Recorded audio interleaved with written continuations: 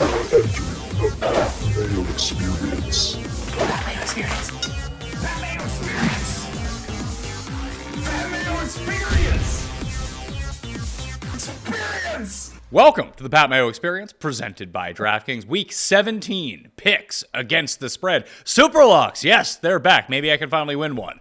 And Cust Corner, plus the free money Cust will try to give away. He is currently up money with the free money after hitting a 5-leg teaser on the weekend. Money line just failed, however, the teaser did hit, which brings him to an impressive and career best 5-14 for the season and 20-117 overall. It's going to be a real rough road if he follows 100 games below 500 here, because I think he would have to lose out in order for that to happen. Geoff Fienberg is on location this week. What is up, sir? Hello. Hope everyone had a fantastic Christmas holidays with their friends and family. What's so funny? You can talk, Tim. Just the phone board makes me laugh. Oh, Bolt up. Bolts are in the playoffs. Bolt up. yeah, Bolts are in the playoffs. I'm pretty amazed at how it a week 16 clinching scenario. Even you guys might think Fienberg was just being so negative. There's no way anyone before that Miami game saw a week 16 clinching scenario for the Chargers. But I honestly don't think in the last 3 weeks of play that there has been a result on the NFL calendar that has worked against what is in the best interest of the Chargers. So yeah, tickle me pink. We're here in a couple of weeks to relax and get Bosa back and let's go. Here we are. So, I guess we should bring him in right now. But first, I do want to let all of you know to smash the like for the episode and sub to Mayo Media Network. We have a TikTok account now, plus all the shorts that are going up for the best of moments in the history of the Pat Mayo Experience and the Dogger Pass podcast. You want to get the UFC year in review? That is up on Mayo Media Network right now as well. Let's bring him in. As mentioned, hit a free money last week, went 1-2. But hey, a 5-leg teaser is going to pay a huge plus money. It is Tim Undergust. Tim Undergust. That is not my name. I see that you are no longer for this one episode. Well, you still are an insane person, but your name has been changed on your phoner board. I think it's a very fair way to describe it. Don't you agree, Jeffrey? I can't honestly. Oh, Jesus Christ. Now I'm seeing it. Oh, God. Oh, everything's been going so well. Everything's kind of been going well. And here's the thing. Okay. Yeah, we'll deal with that. I still don't know how good the Chargers are, but I'm relieved how everything's played out. Put it this way. You need to cheer for your second favorite team for things to work out. I'm cheering. What do you mean? Well, for you to get off my wagon. Yes, that's the only way that can happen. Oh God! What? Thankfully, everything broke right for me last week after one of the worst losses I've seen as a Jets fan in a competitive season. The seas parted for the Jets, so that we actually have a very simple mathematics to make the playoffs. If we win the last two, and the Patriots don't win the last two, we're in. I'm rooting for you. Yeah, I guess I'm really rooting for you now that you put it in that context. And yeah, I mean, what's the point? The Jets are so far down the line, Tim. Like you have to go all in at this moment for these two games. Like, what's the difference if you win 7 games or 8 games? Like you've already lost a top draft pick. Yeah. You got to try to finish this sucker off in a big way. So good luck to you. But why are you cheering for me, and not Cincinnati? Like you love Joe Burrow. No, I'm all in for the Chargers in this playoff run. If we're out, I was happy for us last night. I thought that was a good game. Who's us? I thought the defense played very well once. No. This isn't us. This isn't us. I worked too hard to do the. No. You can't just enter the marathon now or a week ago. No, this is like the Olympic 4x100, and now I'm ready to take the baton for the anchor lap, Jeffrey. You've done good work. And why are you doing this? Because honestly, I really want to see the Chargers do well in the playoffs. I have the least grudge against them and the Bengals, I guess. Other the two teams I have no grudges against in some ways going into the playoffs. And I just think it would be great to see Herbert really take that step forward and really put to bed any concept of like, ooh, I wonder who should have been taken in that draft. Like, let's put that to bed now and do that. So plus it would be fun. Plus I want your team to do well. Like you were negative towards the Chargers pretty much from the day after last year's Super Bowl. Mm-hmm. And I wasn't wrong. They were a lot more flawed. So why are you like? I'm just confused. Like what is do? I feel if there's like an ounce of a content play here, then it's not genuine, and I'll be okay. But I don't understand why a pivot like the chart like. It will make you happy. It will make me happy that I have no dog in the race. Assuming that the Dolphins aren't there, but even so, they're not really competitive. So I have no dog in the race. So I just want to cheer actively for you. I want to see you succeed. It'll be good for everybody. Chargers are fun outside of a couple of players I don't particularly like, but most of your team is really fun. And I was really glad to see us play well last night. But why are you hitching your wagon to us? Like, you don't think the coach is good? Like, no, the coach is not good, but I love Herbert. I love Herbert. I think it would be great to see him really take that massive step forward, win a couple of playoff games, win several playoff games. It's a fun story. Chargers were dead and buried, and now they're in the playoffs. Yeah, but they were also what a fun story 15 to 1. They were also 15 to 1 preseason. So at the same time, like they haven't done anything. They're exactly where they should have been, in many ways. So I don't understand. Like nothing is different. Nothing is different. Now it's just a tournament, and they're a fun team to watch. They're a fun team to cheer for. No, I'm asking you what's different between your off season of hate, your early season of hate towards the team. Yeah, I think I've seen enough to now have a better sense of where they are, and I don't think anybody thinks they're a Super Bowl contender. So if they do, but you're about so now if they credit. do really do well. It'll be fun to see them overachieve. I think it would be great to see them overachieve. That would be an enjoyable playoff what plot line. What qualifies as overachieving based on their preseason expectation to you? No, I'm saying overachieving based on what people believe right now they're capable of.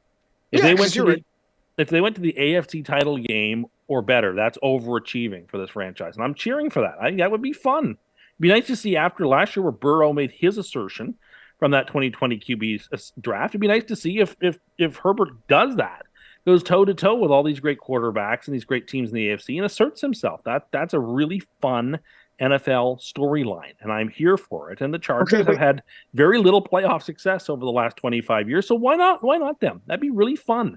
In the way it was fun for Cincinnati to go all the way to the Super Bowl last year.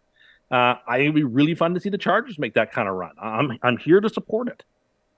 Okay, so I actually want to say something constructive football related, but I'm more important and am curious why. Like everything you do is for credit. Like anytime you try to make a take, no. There's no credit here. There's no credit here. I just want to see you do well, like, and this will be fun. The Chargers aren't the team that like someone would like. You'd pick a good team so you could say I'm going to get credit when they win, like picking Brazil. So like and you normally only make statements like this for an end credit game. So I'm not making a pick. I'm not picking them to win. I'm cheering for them. There's a difference. That's probably worse. I'm not picking them to win. No. But I'm going to cheer for them if the Jets don't make it. Obviously, first and foremost, it's the Jets. But you must if be they don't, horrible. Because I saw one of your good friends. You're such a bad guy to be around that one of your good friends wouldn't even want to watch Week 18 with you, who likes the Dolphins, just because you can't even watch. Like, listen, I get intense, but if I'm watching with a friend who likes the other team, there has to be a level of decorum and mutual respect. Especially a friend I know cares almost like I care. And I saw that your good friends won't even watch with you because you're just so main behavior syndrome and stuff. I'm not even going to look. Here's the important thing. I really think the Chargers are a fun team. They're a fun storyline. If the Jets aren't in the playoffs, I'm here to cheer for storylines. I really want to see them succeed. I am looking like when there's no teams that I despise in the AFC so much that I have to cheer against them, assuming that Miami and the Patriots aren't in the playoffs. So, let's have fun. It would be a lot of fun to see the Chargers, who a lot of people have written off. Fun. They throw the ball like 6 yards. I like that they go for it on fourth down all the time. I like that Herbert has really stepped forward and asserted himself. I like that they haven't had a lot of playoff success, and maybe this is their moment. Sometimes, to be rewarded the way you might get rewarded this year with maybe a trip even to the Super Bowl would be such a treat for you. I'm here to cheer for that. That'd be a lot of fun. I'm cheering for it. I don't know if I'm not predicting it's going to happen. There's no credit available here for me. I'm just rooting for it in the AFC. That'd be a lot of fun. Okay. I did say on this show a couple weeks ago that a friend of mine who loves the Bengals said pretty much when that last year in early December, the Bengals were exactly what the Chargers were. A coach everyone thought would be fired, and then something like stupid happened.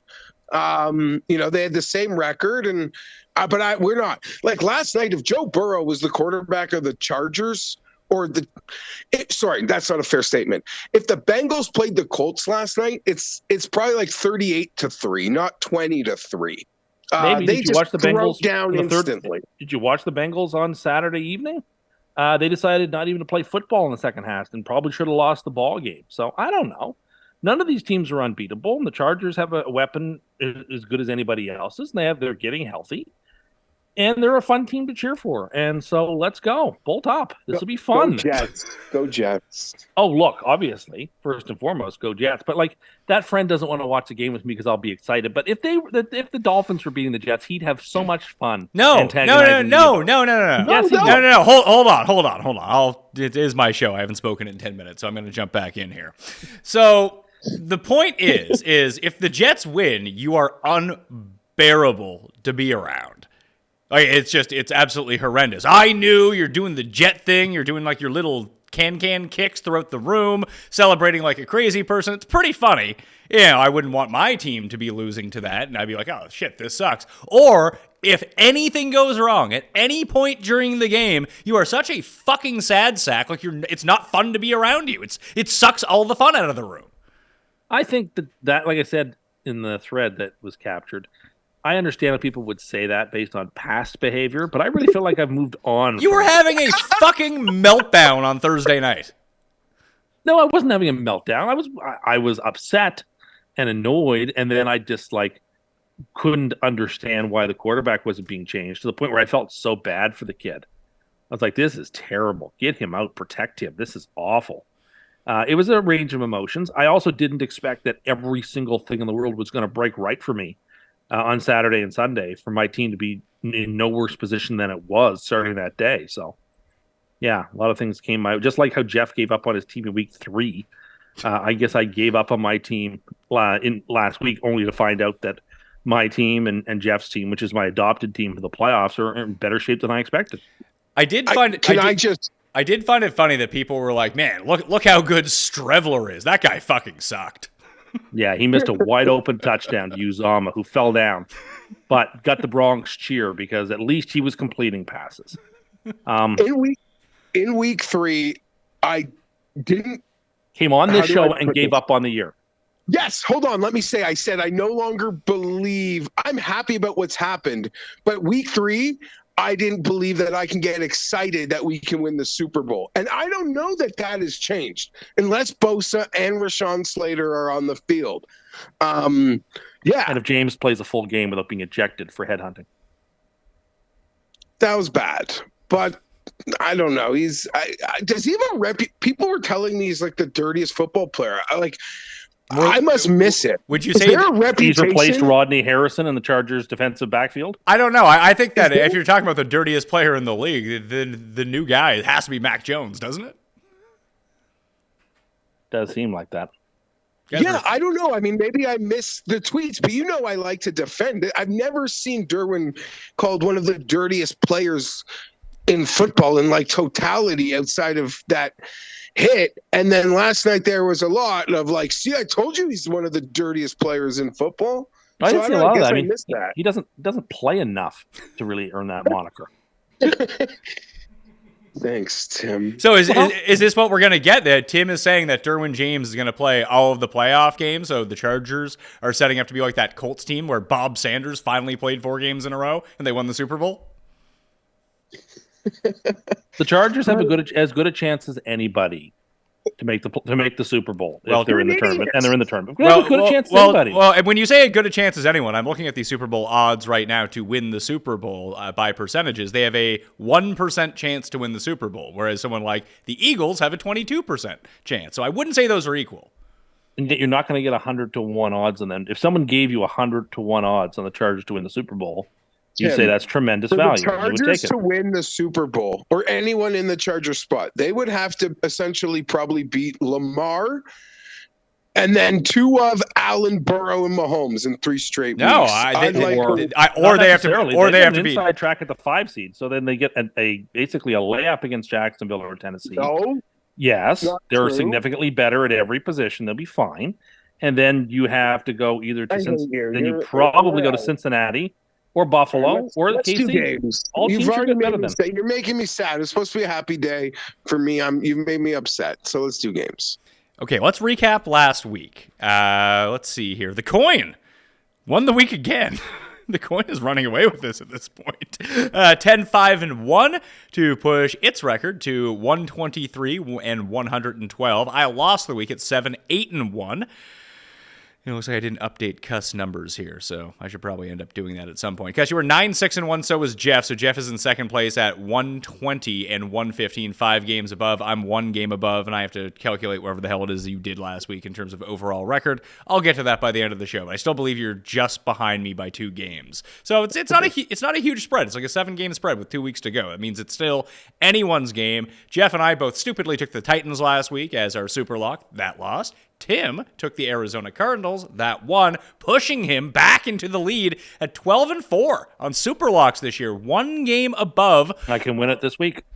Jeffrey, I mean, you can clinch a tie. No, I can win if Geoff loses, I win. Oh, yes. Yeah. If you win and Geoff loses, yes, you would win the season in terms of the SuperLocks. That is correct. And full credit to Tim. This is a 12-4. He's picking Arizona last week with horrible CLV. There's no model. There's no database in that 12-4, baby. So full marks to you, Tim. Thank you, Geoff. I appreciate it. Even to go 12-6, you got to take a bow. I look, thank you. I appreciate it. And I really have a couple I like this week. So I will say the world's easiest teaser is available this week if you want it. Oh, so there's I recommend it. There's a tease. There is a teaser coming this week. It's the teaser this week, and it's the world's easiest tease if you want it. How could it lose, right? I don't see how it loses. It's the world's easiest 4-team tease. All right, well, there's a tease for the teaser towards the end of the show. Let's go to Thursday Night Football. Dallas at Tennessee. The Titans are 10.5-point dogs with Malik Willis playing quarterback. This game is stupid because the Titans can essentially treat it as like a bye week if they want to, then get into their win and their in game against Jacksonville into Week 18. So I'm curious to see what they end up doing here. Geoff, I threw out a theory on my odds checker show earlier, and everyone didn't really take the bait on it, but I'm sure you guys will. What if the Titans, in these like 2 days before the game, they just go scour practice squads from around the NFL, and they're like, hey, Josh Rosen, hey, whoever, anyone they can sign, and basically just have a 3-quarterback tryout on Thursday night to see if any of these guys are capable of playing Week 18? That is freaking genius. I'm so into that. Like, not in the world had that occurred to me. You could literally run a full-on tryout in a live speed game against a good defense. Yeah. What the heck? Unless you're really, or you have to say, hey, Malik Willis, we need you to get in these very important reps, right, Tim? Yeah, this is quite a remarkable collapse. And this is worse than either Carolina or Arizona in the 2 previous years. This is what my future looks like. I can't remember. I mean, this was my Super Bowl winner that I picked to start the year. Oh, my God. And, 7-2. This is who I threw my support behind to start the year. I mean, obviously, I'm going in a different direction in the playoffs. with the Bolts. But yeah, this is tough. It's tough. I believe they were 7-2, and they've lost 6 straight. This is tough.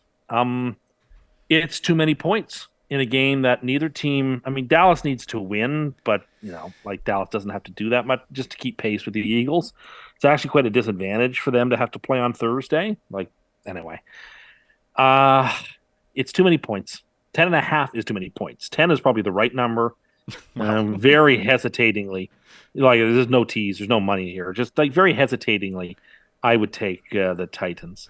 I doubt I'll watch much of this game. Geoff, I'm not great at capping games to begin with, but this one has me in a pretzel. I have no clue what's going to happen. If I at any point tell you that I am putting money on a side or a total in this game, just come shoot me, because this is the classic something is on, I need to bet on it, I have no clue. Well, let's flip a coin and see what's going on. The coin taking Dallas minus 10.5, by the way. Yeah, I like you and perplexed. I do lean the 10.5, but you could easily see this game, even if you feel good about it, the fourth quarter going sort of like the Dallas Indy fourth quarter. Maybe not to the full extent, but it would only take one and a little nibble maybe to put it over a number that was looking in good shape, especially with Malik Willis in that Dallas defense. But I can't assume that's going to happen. So I'm just taking the 10.5 points at home and what I assume will be a bit cold, and maybe Derrick Henry won't fumble. I am such an idiot for thinking the coach who would cut his dick off is allowing what's happening to happen there. I know they've had horrible injuries. It's so bad when, their most reliable player in Henry is fumbling, and you hate to see players like that have to apologize as if they did it on purpose or but yeah, it's incredible. What's happened to Tim's Super Bowl pick, and the crystal ball is now showing what happens to pick or no pick. What happens when Tim supports you? And my NFC team is the 49ers, who have to change quarterbacks more often than people have to change underpants. So, was that your Super Bowl? It was Tennessee, San Francisco. Yes. I don't know. Maybe Tennessee's out, and maybe it's a rematch of Super Bowl 29. Maybe that's where we're going. What was Super Bowl 29? Chargers? Was that 49ers Chargers? That game was close, as I remember. Not. I'm going to take Dallas.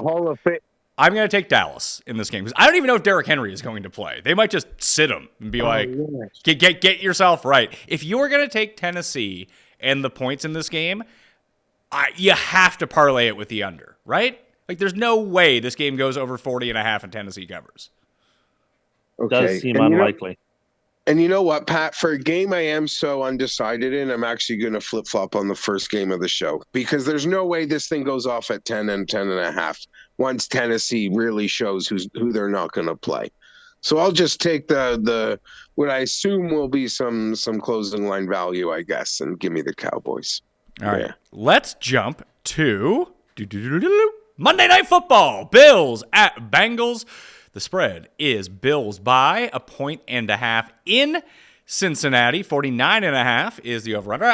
Usually we bury the Monday night game, usually because it's really crappy, and then we're so burnt out after 2.5 hours. But I really did want to talk about this game. Other things that I wanted to talk about: the Listeners League for DraftKings this week. The link is down in the description. The one and done contest for golf that's filling up really quickly, by the way. If you don't have your spot, if you've never played golf before, fantasy golf, don't even know who the players are, this is kind of the contest you want to be in. It's $125 for the year, so it's $4 a week. You got to pay up front though. That $125. It's a 5 max entry. You make one pick per week. That's it. You pick a guy once, you can't use him again. And however much money they earn in that tournament, that's how much money you get. Most money wins at the end of the year. $125 to play, $50,000 for first prize, $35,000 for second. Very flat payouts all the way down. Something to give you a bit of skin in the game if you ever want to dip your toe into golf. And frankly, people who know a ton, as Geoff can attest, and I can attest, don't have a significant advantage over people who don't know what they're doing in a tournament like this. It's a lot of fun. The link is down in the description,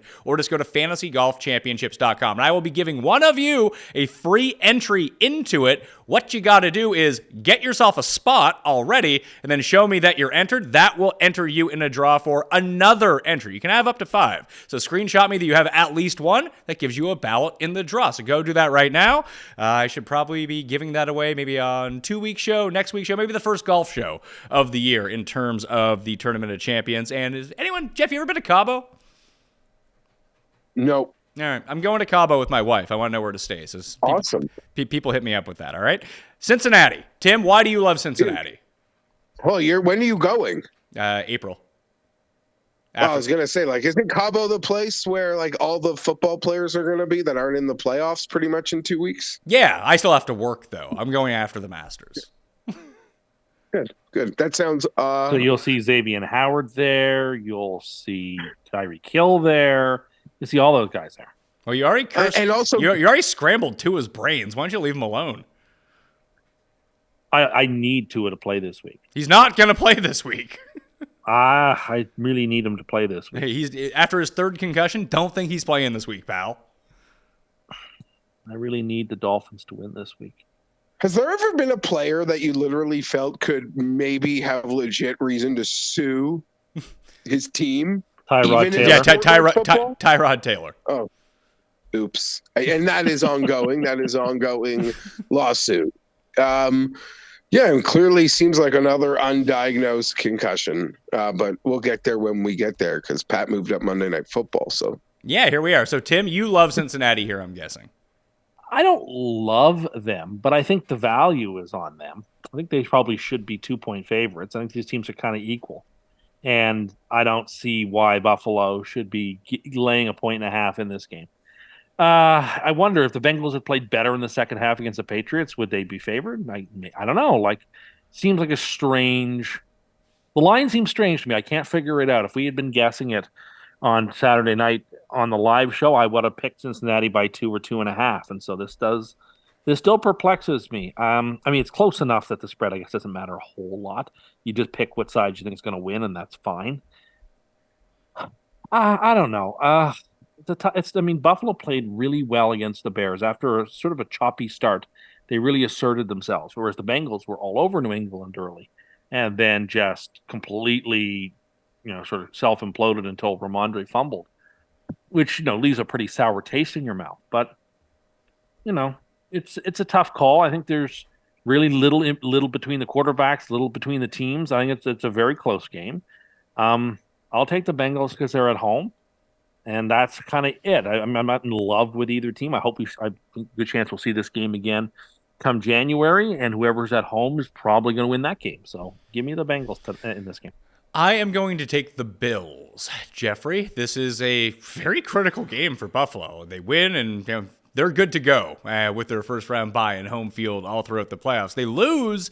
Now we got a bit of a different situation. This has felt like Buffalo in these big spots in the regular season the past few years, outside of that one game against the Titans, the Derrick Henry shoved the guy out, and they made up for that one. Like, they go into Kansas City this year, they win that game. I think that they're going to do the same thing to Cincinnati here. It feels like Cincinnati's like they're losing a few too many pieces, and you always worry at this time of year. Now, offensively, they dropped like 2 more offensive linemen, and they didn't have a good offensive line to begin with. Their defense is getting a bit more banged up. Like, they have a few leaks coming in right now. They've shown the propensity to be able to fill these, no problem. It hasn't really mattered. But eventually you get to past the point of no return, and maybe you don't notice it against a bit weaker teams, but against Buffalo, I feel like you are going to notice it. It doesn't clinch Buffalo anything, by the way. No, Buffalo but if they lose, they're now in a 3-way tie. Correct, which Cincinnati wins. So yeah, they need to win the game, anyway. Tim. Thanks for pointing that out. They do, but you made it seem like if they win, they're good to go. Like, yeah, they're they no are, better because they off. play fucking New England next week. Who they're going to have trouble with. They suck. New England sucks. They can't beat the Bills. What are we talking about? Jeff. I agree with Pat's sentiment that the Bengals could play 85% of the league, and they probably couldn't exploit the situations or injuries that the Bengals have at the moment. The Bills do have those. The Bills are, familiar with the big games. I'm just leaning Bills because if you made me just ultimately rank like Chiefs, Bills, Bengals at this moment. I would put the Bills ahead of the Bengals. And this will be a sneak peek potentially before I lose money on this rematch in the playoffs. So you're taking the Bills? Yeah. All right. So Buffalo for everyone, coin included, except for Tim Andercust. Next up, Miami and New England. The Patriots are favored by 2.5. Pretty sure that we'll hear about Tua. I just don't see any chance that he can play in this game after they reported he had another concussion. Pretty stark difference, Tim. When they showed the clip of the play where he got concussed, it kind of makes the fourth quarter make a whole lot of sense when he was just randomly throwing it to the other team. Definitely. I agree. And look, for Tua's sake, I hope he doesn't play this week. But I mean, I kind of don't think he should play the rest of the year. If it's bad enough to miss this game, it's probably bad enough to miss the rest of the year, right? I would probably agree with you. But I think that he'll want to play so badly that the moment he passes... Oh, I'm sure he would. But the moment he passes, he'll make his case, and they'll end up putting him back in. Probably too soon, then he'll get another concussion. Yeah, like it's kind of gross to even think about, if you be honest with you. It's a tough situation. I feel deeply for the person. I mean, to go through this many concussions and, it's just, and other injuries on top of that, it's just really unfortunate. It's no fun. No one likes that. I have to take the Patriots in this game. I don't see how you can pick the Dolphins. I just don't see how you can. The Dolphins, when they've had backup QBs in there, have looked god awful. They have played games where the other team does nothing and they still win comfortably over these backup quarterbacks. The Dolphins played. Now, this is cold weather. They don't do well in cold weather. This team is not fit for the type of situation that Foxborough's in.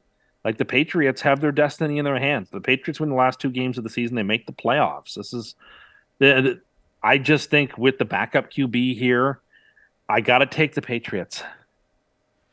I was thinking the same thing, but it looks like we're not going to get Jonnu Smith or Hunter Henry in this game, which should, I mean, not that they have much of a passing game to begin with, but that really limits what they can do in terms of the short passing routes. And it does limit what they can do in the block, in the running game, too, when you miss 2 giant bodies who are constantly on the field and have to get new people into those places. Geoff, I think when they announced Teddy Bridgewater as the starter, this line goes up to probably 3, maybe 3.5. And I think...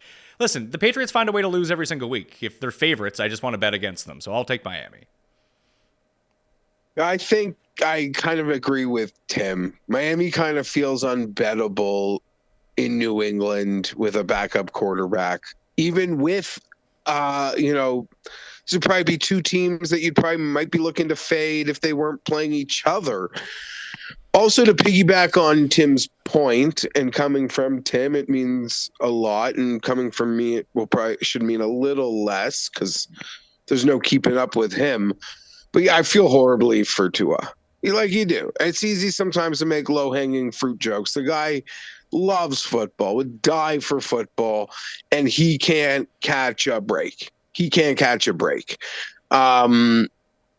of it, you watch some of those hits, and you feel like he gets ragdolled more than other smaller quarterbacks that we watch take hits in their careers. Something feels different. I don't know.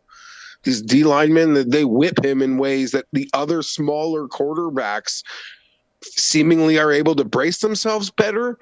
I have no idea, but I feel horrible for Tua. And at this point, I don't think he plays again this year because those are 3 concussions in a pretty short period of time. I don't know who would advise him to play again this year. And he showed that he can be like Drew Brees. It's a little guy who can deliver that ball effectively all over. And I know it's been a collapse for the Dolphins, but most of us thought this is probably exactly where this team would be right now at 8-7, fighting for something. So you just wish Tua was healthy. And the guy was great this year, despite these stretches of the last month of bad play. To look at the numbers of these teams like the past 6 weeks, they're eerily similar. And they kind of blew my mind that Miami's defense has gotten a lot better over the course of the past month when their offense has kind of sagged a little bit. I do think that there's a scenario here where if you just ask Teddy to make a few 10-yard throws, maybe Waddle or Tyreek can break one. And as long as they don't get away from what they did against Buffalo so effectively in the first half, they just continuously run throughout this entire game. I think I just want the points against these 2 teams. I think these, Tua's better than Mac Jones. Is Teddy better than Mac Jones? Mac Jones sucks. Now, look, it's 2 points. The points are not valuable here. What's valuable is that you've got Belichick feasting upon a backup quarterback, a team that struggles in the cold in a hostile environment. If it were 3 or 3.5 points, I can totally understand. It's going to be 3 here in a second. But, like it's okay, but two and for a, the purposes of this show, it's 2.5. 2.5 matters. 2.5's not the money line here. No, but for the show, it's 2 points. No, it's 2.5 And points. Put up the graphic. It's 2 points. When did it go to 2.5? It's 2, and I'm looking at it right now. It's 2.5 points. Is it that an old line? No, it's 2.5 points. I thought I saw 2. I saw 2 on DraftKings. Good vision there, pal. Earlier. Anyway, 2.5 is still not 3. It's still not. The points are still not valuable enough to overweigh. Those are what's very going on valuable in this game. points. It's at 2.5. Who do I think is going to win the ball game? I think it's going to be the Patriots. Okay. So I'm the only one on Miami. Fun stuff. Denver at Kansas City. Kansas City favored at home by 13.5 points. 45 is the over-under. They finally covered one of these big spreads last week against the Seattle Seahawks. Poor Geno, man. Geno it was funny because the 2 of the picks that Tua threw against the Packers, it just, like, at first, like, when you were watching the game, it's like, did the receivers just not run the right routes? Because he just threw it to the other team. Now it turns out he probably was, like, seeing 8 people at one time and just kind of chucked it up in a direction. This happened in the Seahawks game, too, twice. One of them was picked, where he thought that Marquise Goodwin was going to run to the end zone, so he threw a fade to the end zone, and only Chiefs players were there because Goodwin had stopped the route and tried to come back towards the ball at, like, the 5-yard line. And then it happened again on, like, the next series of plays. So their offense seemed really discombobulated once Lockett went out, and they were just using a string of backup receivers as Kansas City was able to just try to get, hey, DK, here's what you can get. We're not going to let you get behind us, and that was going to be it. So I just thought it was very strange, and that's how they ended up covering that game. Do you think we'll see Russell Wilson, Tim? Yes, I do. Well, that's good for the Chiefs covering this number. But I mean, following the theory of Geoff always liking that new coach, in a first game, this is a Not spot in football. It's a tough That spot. theory, hold on, because you said it. No, that theory is like you fire your baseball coach in game 90 of 162, and that other team's playing game 90. Like, it's just so boring that maybe that one team got a kick in the ass that day. Or an 82-game hockey or basketball season. You fire your coach like game 45. It's just a malaise of nothingness. It's that asking. You fire a coach in football, like you're so up shit's creek. Granted, the Panthers are doing something. Yeah, exactly. But no, it doesn't work for football. There's so many other things in football. The argument's mainly based that those other seasons are so long and boring that the smallest little kick in the ass could mean something. That's my narrative street on those. So it's too many points. It's in division. The Chiefs very rarely do cover big spreads, even though they did last week, and I think I picked them to do that last week. They don't do it often. It's in division. I think Denver will show some pride. Too many points. I'll take the Broncos. I was thinking about the Broncos, too. Geoff, what do you know about Jerry Rosburg, the new head coach of the Denver Broncos? Well, Pat, apparently there's reports the defensive coordinator turned it down. So I want no part of it. Probably a savvy move on his part. And as people note on Twitter, like Denver's defense, they'll play hard, but once they give up 14 points, they literally quit because they know what it means. Like it's over. It's over. I'm taking great pleasure in all that's come from Denver. I've only seen the quotes from the press conference today, some of which took a lot of chutzpah to come out of people's mouths. And I look forward for some evening entertainment listening to that press conference myself or watching it. Oh, horrible quarterback, horrible teammate. Give me the Chiefs. Jerry Rosburg Jewish? Is he the only Jewish head coach in the league? Probably. I never heard of the guy before. He was brought in to be like the clock helper, right? Yeah, I was shocked. When I read that, it's like, oh yeah, he was brought in to help with like time management and timeouts. I assumed when they cut to him, he's gonna be like some skinny 21-year-old kid, not some like 67-year-old man. Who'd you take, by the way? I'll take the Chiefs. I'm going to take the Chiefs too. This could just be the end of the road for Denver. Just like, hey, let's not get anyone hurt. anymore. Let's just play out the season and see how it goes. Denver's on Cabo time. Maybe I'll see them down there. Jets at Seattle is up next. The Seahawks are 2-point underdogs at home to the returning hero, Mike White, and the New York Jets. As Tim has mentioned, that the Jets don't necessarily control their own destiny, but they still have a chance. They have a 13% chance to make the playoffs at this point, I think, so it's better than nothing. If you missed Cust Corner Christmas, that's out right now, as is Geoff and I's preview for the PGA for the season, all the major championships. So, Tim, let's start with you. What do you make of this game? Because I kind of like the Jets. Yeah, I like the Jets too, because Mike White's coming back, because Seattle is sort of completely out of gas. They're like a NFC, Tennessee, a few injuries, but still, they just don't win games anymore. Yeah, I kind of like the spot we're in. I think this is all setting up for Jets winning in perhaps next week. If the Dolphins lose, then the Jets need the Bills to beat the Patriots next week and then win, and they're in. I like the spot. I think that this team plays hard for Mike White. There's too much talent for this team to only score 3 points.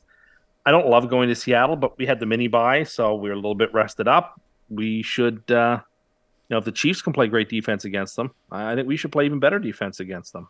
I'd be terrified about next week's game, but this week I think we got a real shot.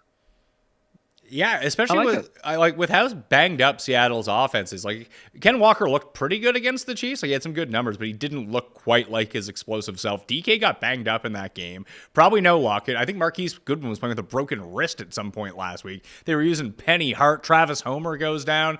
Seahawks are just running out of dudes here, Geoff. Yes, they are. They also, though, you mentioned the Jets playoff percentage in that 13 to 15, 17% range. Seattle's flirting with that 25, 27%. So they're in that NFC malaise. So certainly a lot to play for.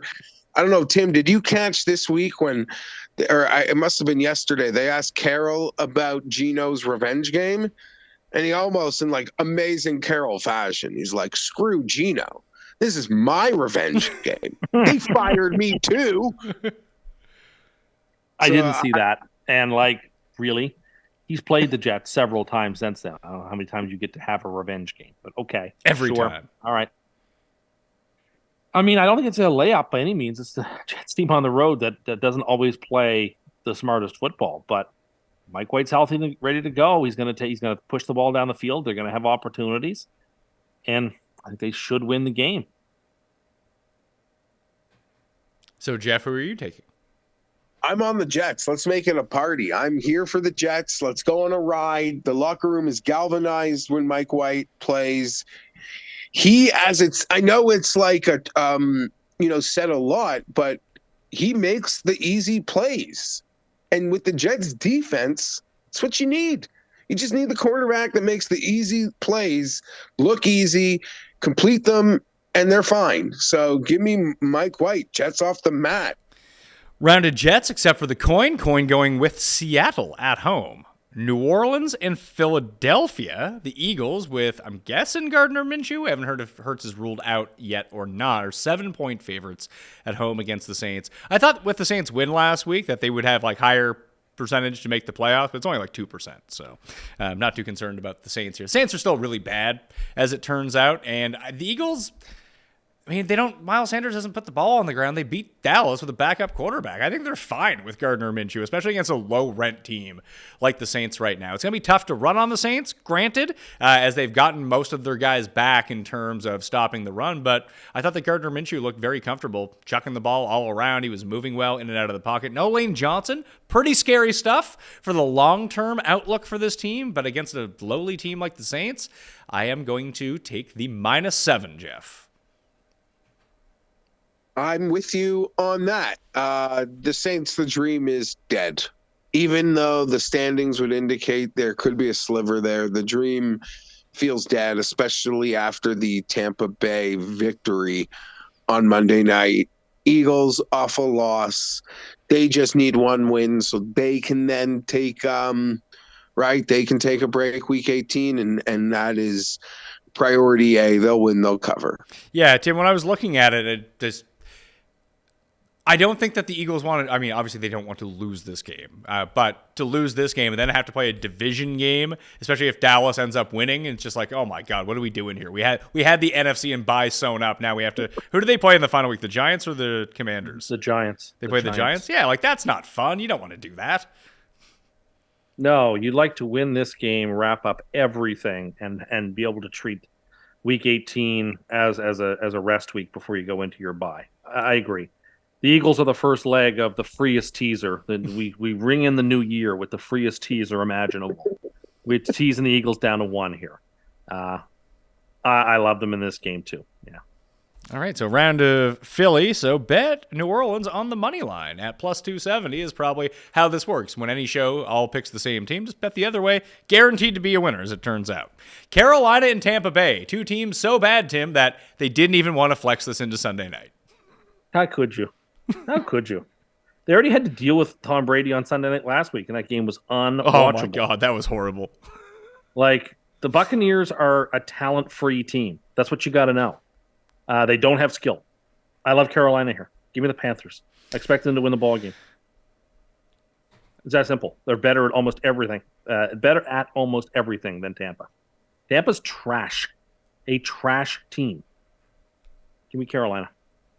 This is going to 2.5 before we know it, Geoff. As I'm looking on DraftKings Sportsbook right now, it's +3 for the Panthers, but it's juiced to -120. Usually a pure indication this is going through the number pretty quickly. I don't like the Bucs. I'm going to pick the Bucs, and I would consider betting them at -2.5 in this spot. I think if they're going to win a game, it's probably going to be by a field goal. I'm shocked this isn't on your teaser, Tim. No, it's not, because it's not free. Because because Carolina is a really bad team too. Like they don't have their best. They traded away their best 2 offensive players, and they fired their head coach. Hold on. They traded away their 2 best offensive players outside of McCaffrey. Who did you consider their other? And Robbie Anderson's probably their second best offensive player. I'm sorry, I didn't realize that Zylstra was going to score 3 touchdowns a week. I apologize. Those are probably their best 2 offensive pieces. They traded both of them away. By the way, Zylstra plays for the Lions, not the Panthers. Oh my God, you're right about that. It was the right game, wrong team. Right. Also, I like they're just throwing shade at DJ Moore, like he's crap compared to the glory of Robbie Anderson, who might have one catch since he's been traded. The only thing that concerns me in this game is the horn injury. I don't know that he plays. That is certainly something that Tampa, if they were any good, would take advantage of. But I don't see it. Like look at that line. They're 3-11-1 against the spread. So they're due. Tampa, no, they're not due. They're not good. No one on that team is playing well. Even Brady, who's not playing badly, he's not playing well. That team is just really, really, really messed up. And the Panthers are at least fun. And the Panthers are getting 3 points. And as long as I'm getting 3 points and the points are valuable to me, I'll take them. And I think they're going to win the game. We're here to cheer for. We want Carolina in the playoffs. It's a far more fun story than a garbage, dead Tampa team. Brady is far worse. Is certainly not their worst player and is not their problem. But he is not good at the moment either. No. The advanced numbers in this game, the Carolina defense, honestly, in the last 5-6 weeks, there's not a category in the fancy stats they rank outside the top 10, and the low usage, high efficiency of Sam Darnold is blowing some EPA metrics off the boards right now. Shockingly, I wonder what the Reddit thread is saying to that. But I honestly don't have an opinion on this game. It's not a real game. It's not a real money game for me. We're gonna pick them all here, and I'll pick this one with my heart. I would love to see Carolina win this game. I would love to see that. So you're taking Carolina? Yeah. We love cats on this show. Not me. I'm taking I'm taking the Pirates in this one. Oh, God. Carolina, by the way, over the past 6 weeks per DVOA, 3rd against the run, 19th in defense overall, 27th against the pass. So if Tampa doesn't, only Tampa could pass the ball. Well, I mean, they can kind of pass. I'll tell you what they can't do is run on first down every time for 1 yard. That has not been successful. Not a good play. The fact that Bowles won't fire Leftwich means that Bowles should be fired too. They both should be fired. They are not good at. Todd Bowles has had 2 cracks at this now. I don't know how you can stand there with players like Godwin and Evans and Fournette and Brady and watch this offense do nothing week after week and not conclude that there's got to be something profoundly wrong with the offensive scheme. It blows my mind. It blows my mind. The Jets would be a playoff team with Sam Darnold. Yes. Well, yeah, but I mean, that's true of just about any quarterback you could name, Geoff, who isn't like one of the three worst. I guess you're right. Would the Jets be a playoff team with Baker Mayfield? Which Baker Mayfield? The one who's been playing for the Rams, who's been decent, or the one who played for Carolina, who was unplayable? Either. The current version of Baker, since he's been taken in under McVay's wing, he's been fine. Yeah, that would be fine. But no, the one that was doing whatever he thought whatever was going on in Carolina was as bad as Zach. Jacksonville and Houston. Houston is a 4-point dog, 4-point dog at home against the Jags. The Jags, much like the Titans, don't have a ton to play for, although nothing. There is a weird scenario. There's like a 0.1% scenario where they could win the wild card. Even if they end up losing, they would have to win this game and lose to the Titans. Yet there's like some weird tiebreakers that go their way if everyone just ends up at 8 and 9 overall. But it's a very low percentage outcome. So realistically, win and you're in next week. So what is different about the Jags in this situation than what we're going to see with the Titans? Because I think the Jags, not necessarily like balls to the wall, but I think they're going to come out and just play a real game. I hope they don't, Geoff, because if the Texans can win and the Bears you lose get your out, Bears money. I already got my Bears under 5.5. But the Texans can find one win, Geoff, the Bears can have the worst record in the league. Yes, and I made that as one of my picks in the first couple of weeks of the year on our futures game between Tim and I. So I agree with you. I'm hoping for it, but I don't think the Jags are looking to lose that mo. I agree. I don't think they are. They're going to see the Titans get mopped on Thursday, and they're probably going to have just a complete different, like, we're going to go in this thing. That snowball's going downhill. Let's go. Let's go. Now, obviously, guys, like, they're not rushing guys back. Guys need the rest. They're going to get the rest, but I think they're playing this through. So I'm going to take the Jags. I'll take the Texans. They've been playing good for the last month. They have not been the worst team in football for the last month. ATS monsters. Not just ATS, like they've been winning games. And they like won the end, they won ugly. No, they've been winning games. Like they've been up in games late. Like they're in games. They're scrappy. They're playing good football. Like they're not playing the worst football in the NFL, which is what they were doing like in November. Like they have turned a corner and they're back. They're playing respectable football. This is in division. It's in Houston. I think the line is fair, and I will take the Texans here. Tim is correct. The last month, the Texans are not the worst team in football. In fact, the Buccaneers, Bears, Titans, and Indianapolis have been worse than them. Yeah. And I think within the locker rooms, I could be silly. I do believe there is a desire to not be the worst team. Yeah. Like let's hand that off to Chicago. Which what would Chicago do? Because they can't take a quarterback at one. That would, as I was going to say, that would create a really interesting dynamic. There's Will Anderson out of Alabama. They could, but the King's ransom they could probably take just to move back 4 spots, as we've sort of seen how this thing works in the last few years. Wouldn't that be a coup? It'd be very interesting. If you're someone like the Ravens, go ahead and make all those picks, and then you don't have to sign Lamar. Trade the picks for that pick, and then you don't have to worry about Lamar. Well, you trade Save Lamar. the money. You would trade Lamar to Fields so they can run a Fields Lamar duo. You could certainly trade Lamar to a team in Gotham City that has lots of picks, and then take those picks and use them for the first overall pick. The Giants? Oh, so I'm deep in the weeds, but like the boards really think we got a shot at giving the world to Baltimore for Lamar. I've seen the rumors last week. It makes sense. It makes sense, right, for Lamar to come to the Jets. Someone is planning stories that Baltimore might start to look at that package. Those stories, which we will have a gap there. It was always they would never look, they'd never consider it. For the first time, you're kind of seeing people you do trust in the rumor mongering space saying rumblings of Baltimore may now really consider the ransom. And I think Woody would pay just about any price to make it happen. Would you rather trade all those picks for Lamar or trade all those picks for the number 1 pick and draft a quarterback? Lamar. I don't trust this team to draft a quarterback. Are you kidding me?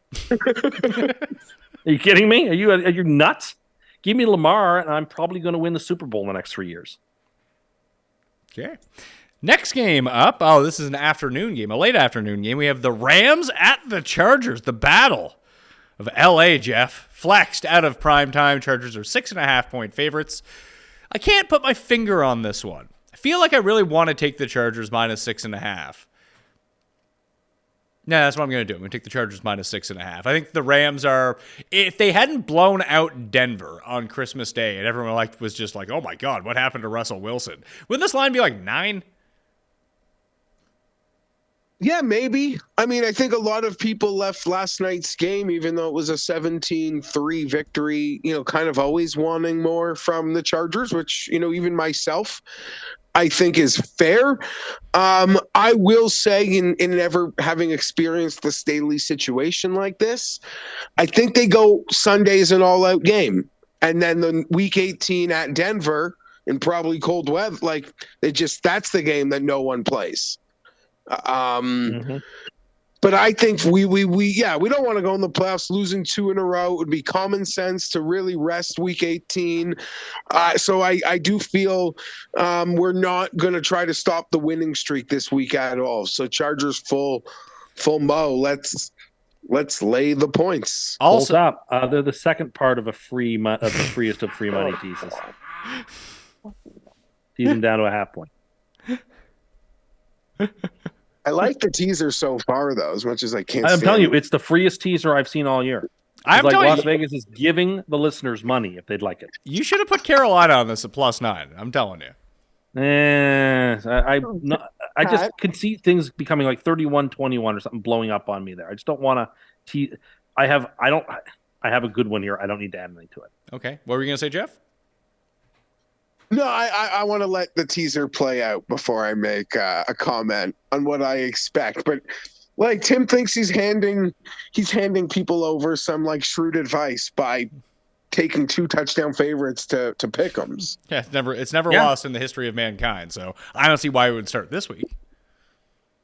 I'm just saying, this week they're starting 2023 off by giving you just a free pot of cash.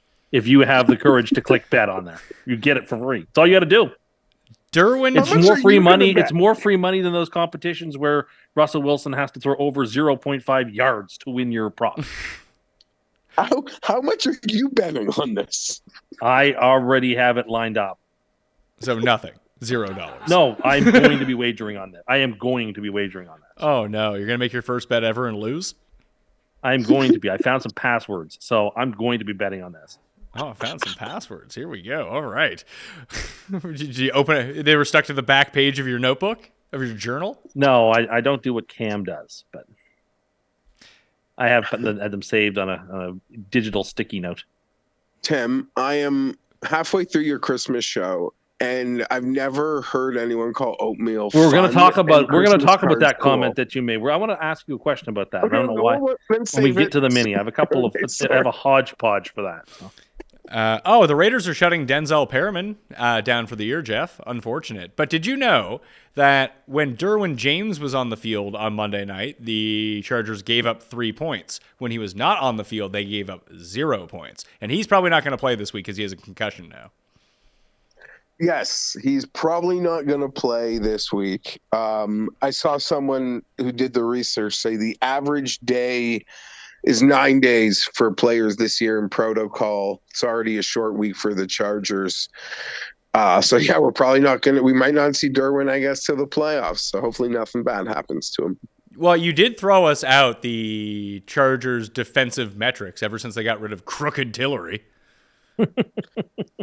And listen, I don't know a lot, this idiot clown talking to you now, but sometimes I get things exactly right. And literally from the preseason, I said, get rid of Tillery, play Fehoko, bring him up off the practice squad. And it took them 2 months to listen to me, and not just me, any other Charger fan. No one else outside the 8 Charger fans who probably listen to this or whatever would know what the hell I just said, but we all thought it. Thanks, Coach. At least they got rid of him. It's been incredible. I'm so happy. So happy. Just like Chargers' number 2 biggest fan, Tim, is very happy about it too. Oh, I'm delighted. It's very nice to see the Chargers are already there and in the playoffs. It's a stress-free weekend for them now. Let's see here. Oh, Chicago at Detroit. The Lions are favored by 6 against the Bears. 52 is the total. It's indoors. It's going to be a very targetable game in daily fantasy this week with some nice weather and I don't even know what to make of the Lions at this point. The offense pretty good when Carolina wasn't trying, and the defense was horrible against Carolina, whose only play was run directly up the middle for 20 yards a carry. It's a very confusing effort from the Lions last week. And the Bears, it seems like Fields is starting to break down a little bit, but I think they want to push him to get the rushing record for quarterbacks, and we'll see how that ends up going. 6 is an awful lot of points, Jim, for the Lions. It is, which is why it's the third part of the teaser. Tease them down to a pick. The Lions indoors, if you look at the numbers, much better team than the Lions outdoors. And they're back indoors in the friendly confines.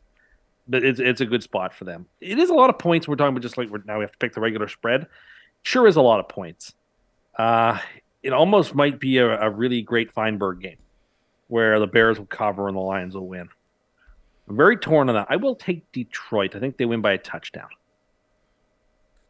I'm going to take Chicago, Geoff. I just think that Detroit's defense, much improved outside of last week, the past 6 weeks or so. I just think that if Fields is right, that he's going to give them a lot of problems. When Tim and I were watching the Bills game last week, it's like, the Bills only practiced one thing last week in practice. Don't let Justin Fields run. And then just see what happens the rest of the game. And that was a very effective strategy. It seemed to be incredibly effective. And what's the number on our board here? 6. I'm taking the Bears. This could be my super lock this week. It is too many points. This game is coming down to the end. Tim called it a Fienberg. It probably will be one just like that. The Bears will have no problem moving the ball in this game. So I'll take the 6 points. I'm confident the Lions will do exactly what the DFS players will expect them to do this week. But I also think the Bears won't have difficulty moving the ball. We've seen them actually surprisingly be able to move the ball a lot better than we thought. They're going to keep up in this game. I'm clearly on the Bears. All right, well, that brings us to the midway point of the show. And if you missed the full feature-length version of A Very Custy Christmas, well, I suggest you download that. Or join the Cust Corner feed, where you can get all the Cust Corners all by themselves on one handy audio feed for you on Apple or Spotify, or just hit Mayo Media Network. However, it is time for this edition of a mini version of Cust Corner. Cust Corner, it's Cust Corner. Cust Corner, it's Cust Corner. He's got the hottest takes with the highest stakes. He should be president of the United States, but it's Cust Corner, it's Cust Corner. Cust Corner, What's your problem with oatmeal, Geoff? You think oatmeal's not good? I didn't say oatmeal's not good or Well, apparently healthy. you don't like it. No, you literally use the adjective fun to describe oatmeal. It is fun.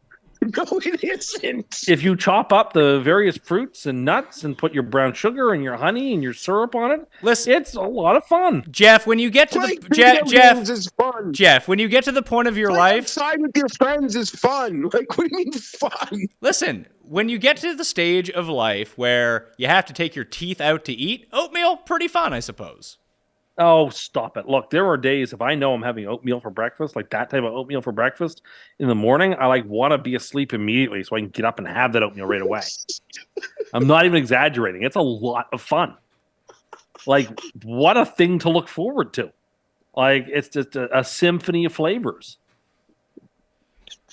I mean, like anything, it can be done poorly, but if it's done right, like when we went on a golfing trip, for example, and I had these delicious steel cut oats, and I was mocked for them.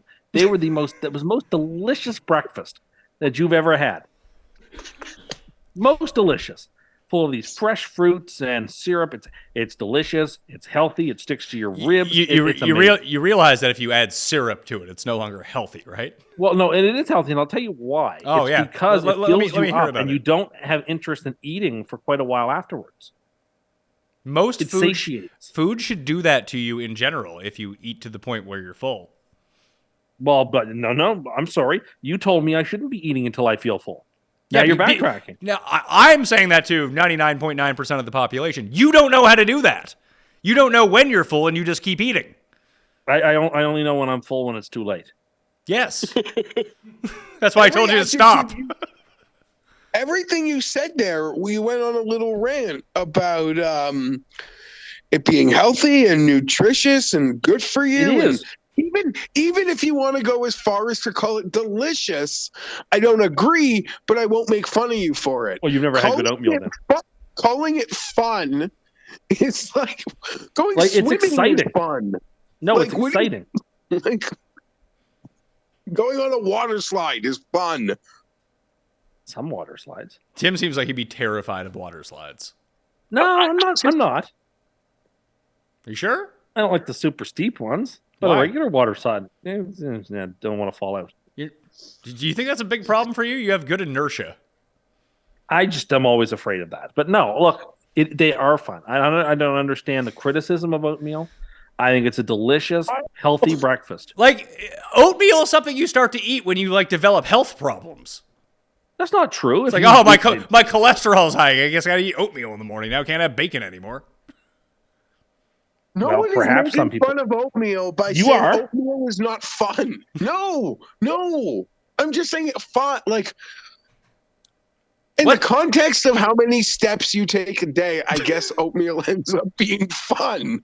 Well, now that I have this new iPhone watch, I know It's exactly called how much an stuff Apple Watch. Stop calling it an iWatch.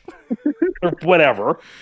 Like I get it. It counts my steps a lot more accurately now. Oh yeah. So how many? I can't How imagine- many steps did you have yesterday? Yesterday, well, wasn't that many. Well, how Yesterday many? was only Tell us. Hold on. What was yesterday? Yesterday was 1,098. Oh my god. Today, though, I'm over 3,000. So you've hit the American average for the first time in like a month. Yeah, and no, you know how fat Americans are who don't move. So over 3,000 today, and actually, I kept getting like positive affirmations from the watch all day. Didn't your watch suggest telling me that how I you? was Didn't your watch Yesterday. suggest you Yesterday. stand up yesterday because it had been so long? Yes, yesterday, because I had a nap and then I woke up and off the couch and then I had another nap.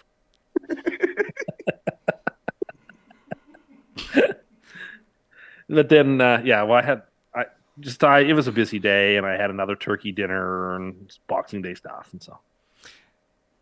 To go back to oatmeal is a fun food. I just saw that Dan Orlovsky. It is fun. It's not. I just saw that Dan Orlovsky retweeted a thing. It's like, oh, give yourself the amount of points if you haven't, skipped school, broke a bone, fired a gun, met a celebrity, smoked, gotten a piercing, there's a list of like 20 things. He has he give himself 7 points. Like, he seems like a guy that would think that oatmeal is a lot of fun. Not like, people who actually have fun. Well, see, that's again, you don't know what you're talking about. You've clearly never had a delicious homemade steel cut oats bowl of oatmeal. When you say and homemade, you mean you're opening the fucking package and boiling water.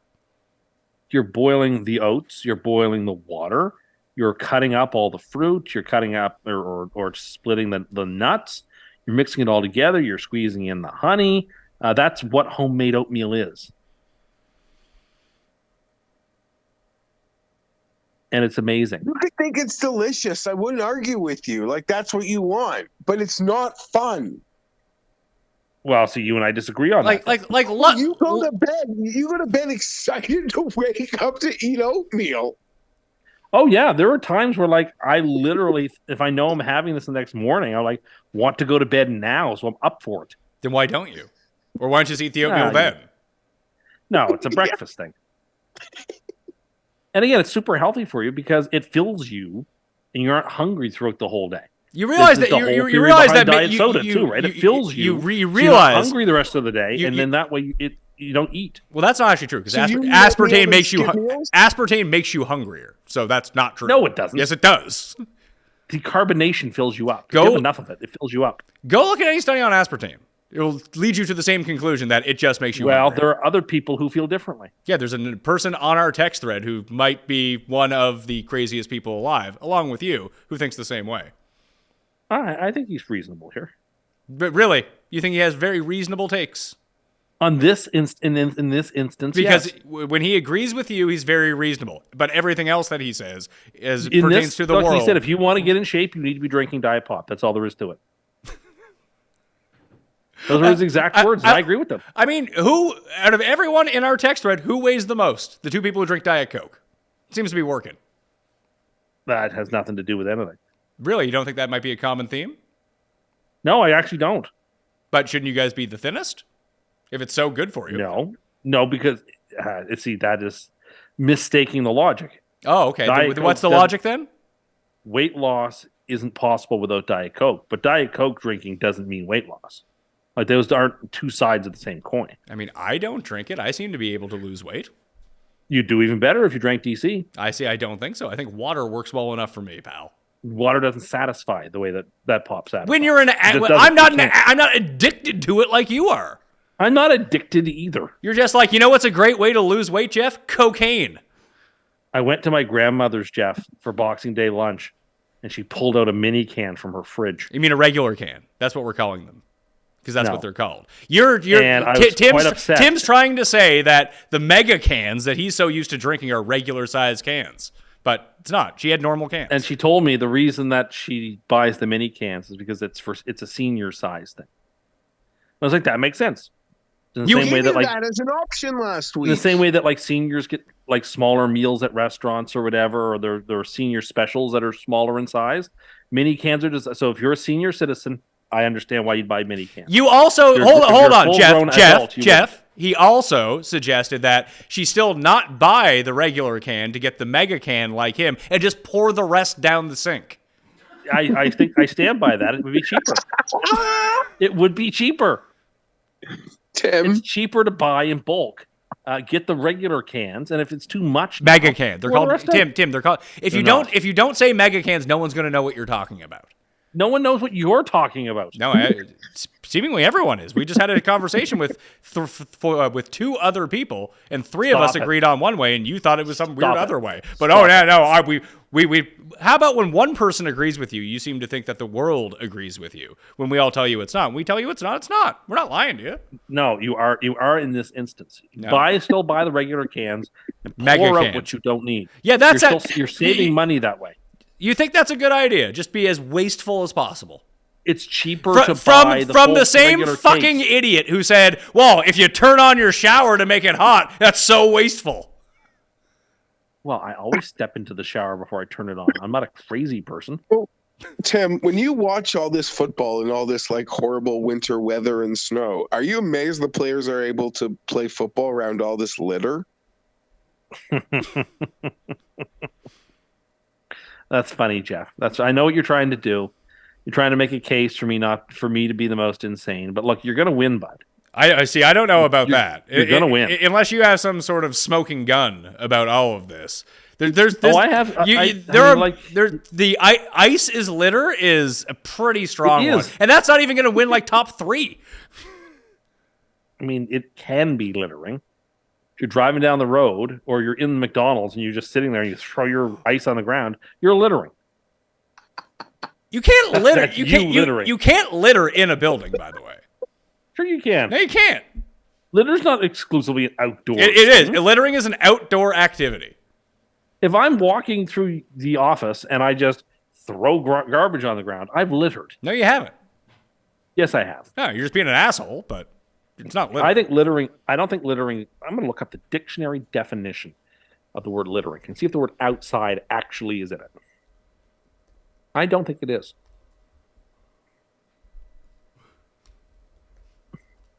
Are you going to send a strongly worded letter to Webster's? It's being untidy with rubbish or a large number of objects being left lying around. Clothes and newspapers littered to the floor. There you have it. So you would The say that outdoors is not required. So what you're saying is that if you throw your sweater on the ground, not in the laundry basket, you're littering? No, that's not refuse. Isn't It does that have to be refuse. Isn't that just what it said?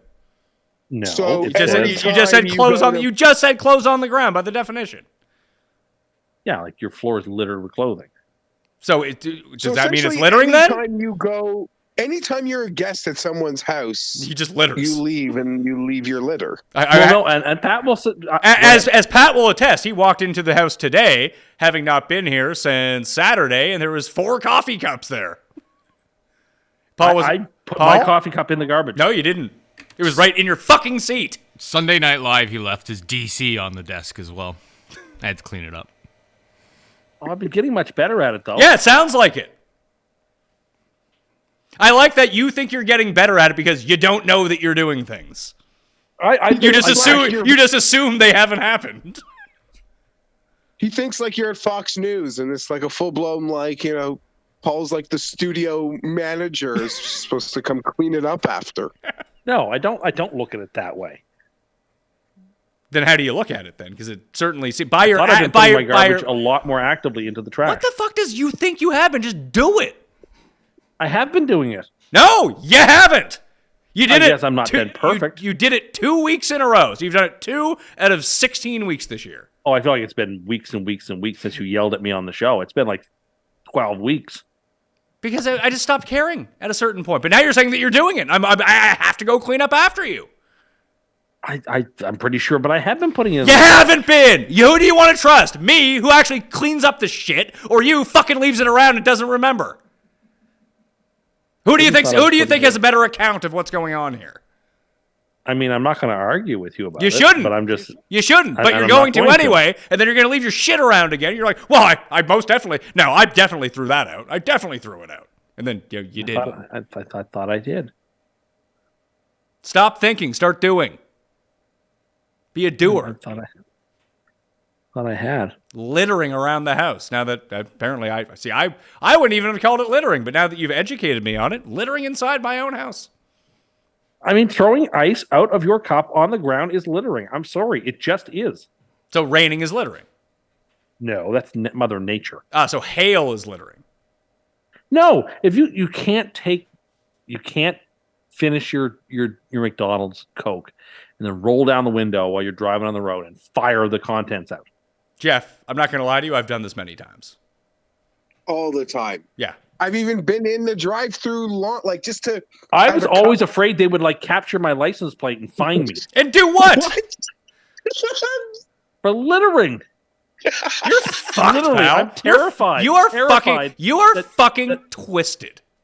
No, Tim, can I'm I- terrified that the cameras would capture my license plate and I'd get a ticket for littering. You are something, Tim. Because I wouldn't want to litter, what I would do is say there's a cup in my cup holder. It still had liquid in it. I would dump the ice, the liquid, out my window, and I'd put the cup In the garbage. I don't know, somewhere.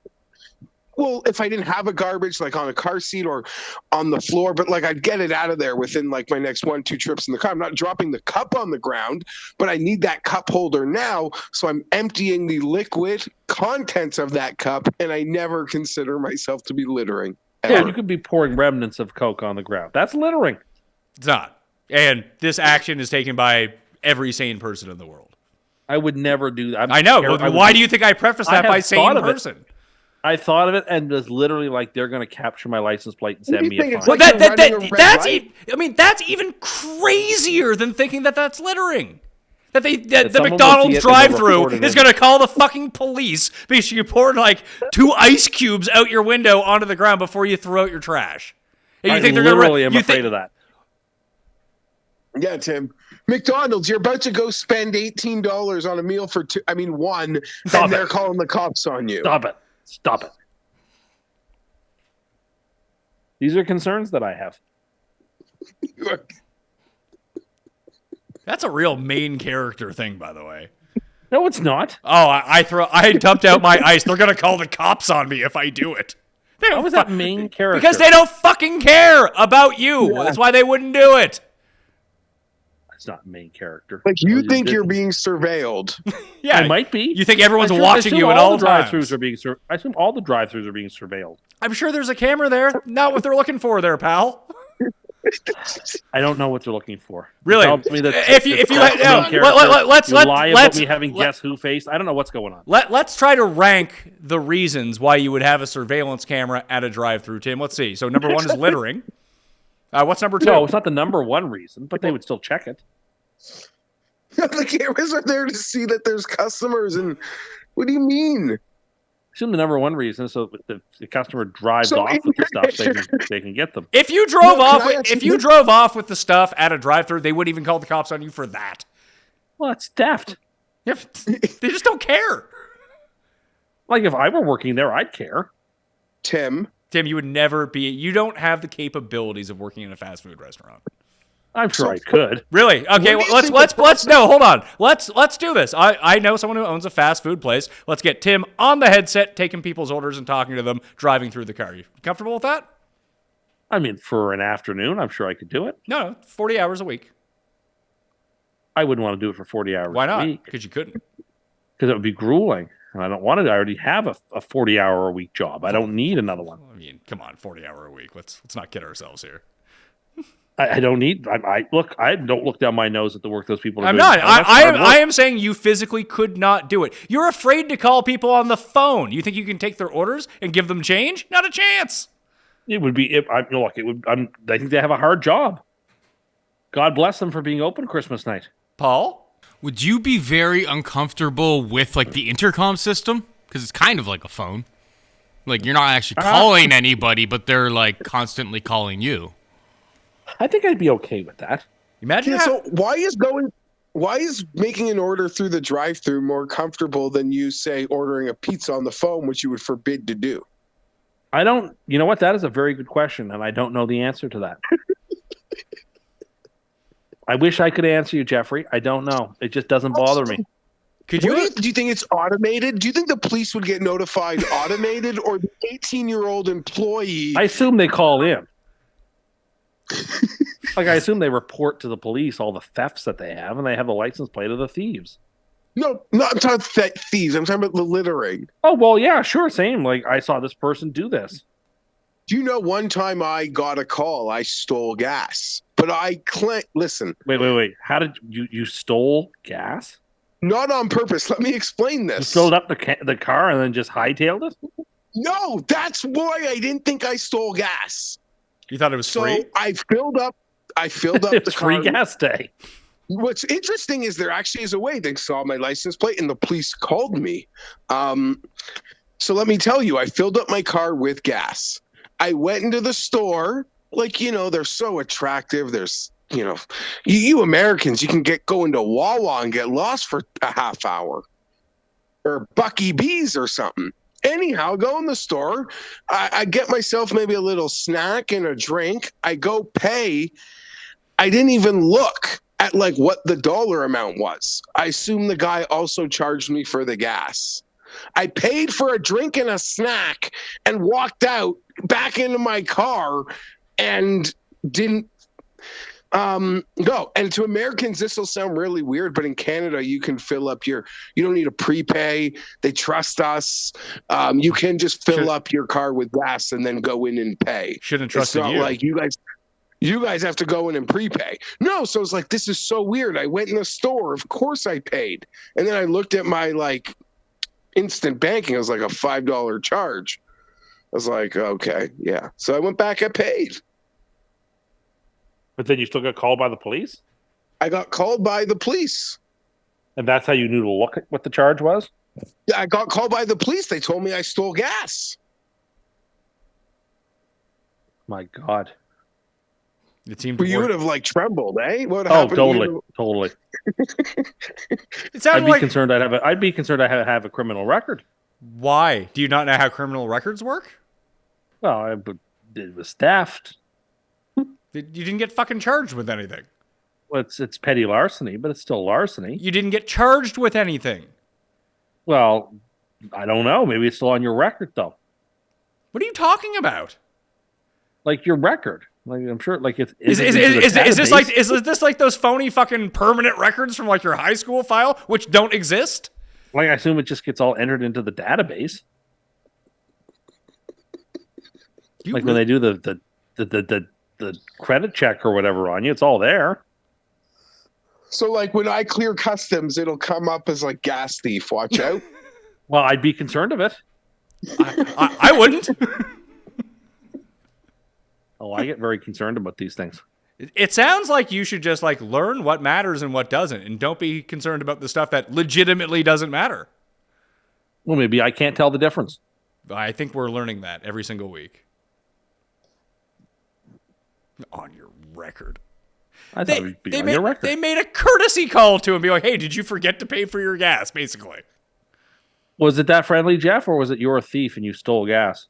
Well, it was incredibly friendly. And then obviously I had like a back and forth. It was like, I did this. Like, they even acknowledged, yeah, the camera shows you like go in and out of the store, or go in and out of like. Did you have to like send them a copy of the receipt or something to prove that you went back and paid? No. No, the gas station knew. I went. The guy like I guess they know. Like they probably have a little file. Like Okay. I just showed the car. He knew exactly what. So it was on your file, but then you paid and it went off your file. What No, file? What do you mean by file? What are you talking about? I mean, like a note at the gas station to say like a guy in a black Lincoln. Oh, I thought you meant your permanent file. There was a note, and then What permanent file? What are you talking about? Okay. No, answer me. Your personal file. You would have any of the run-ins you would have had with the law. You're talking about your criminal The rap record. sheet, they call it. Yes, that is a criminal record. When you have not been charged for a crime, it's not on your criminal record. It's not in a fucking honor system where you have to like self-report yourself for littering. I really don't know how it works. Jesus fucking Christ. Oh my God. Well, this is the life I lead. Oatmeal's fun, huh? It is fun, but that should be on your fucking criminal record. That's a crime against humanity. Oatmeal is a lot of fun. You know what? Lucky Charms are fun. Oatmeal is not. Oatmeal is an indicator that you're 10 days away from fucking death. Oatmeal is fun. My Apple Watch is fun too. You like it? I love my Apple Watch.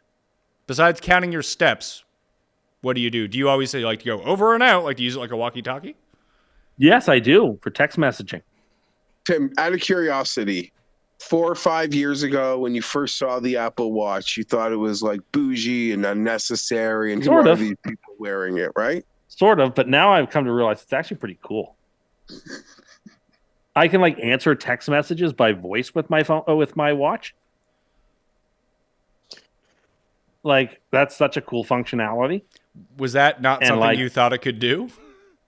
I just didn't know. But like, I was like, oh, how do I type back to a text message? And I was like, oh, there's a microphone. You push it. And so what you do with these, right, is the text message comes up and there's a microphone. You push the button and then you can speak into the watch itself. And it like hears what you say, records it, and then you can send it back.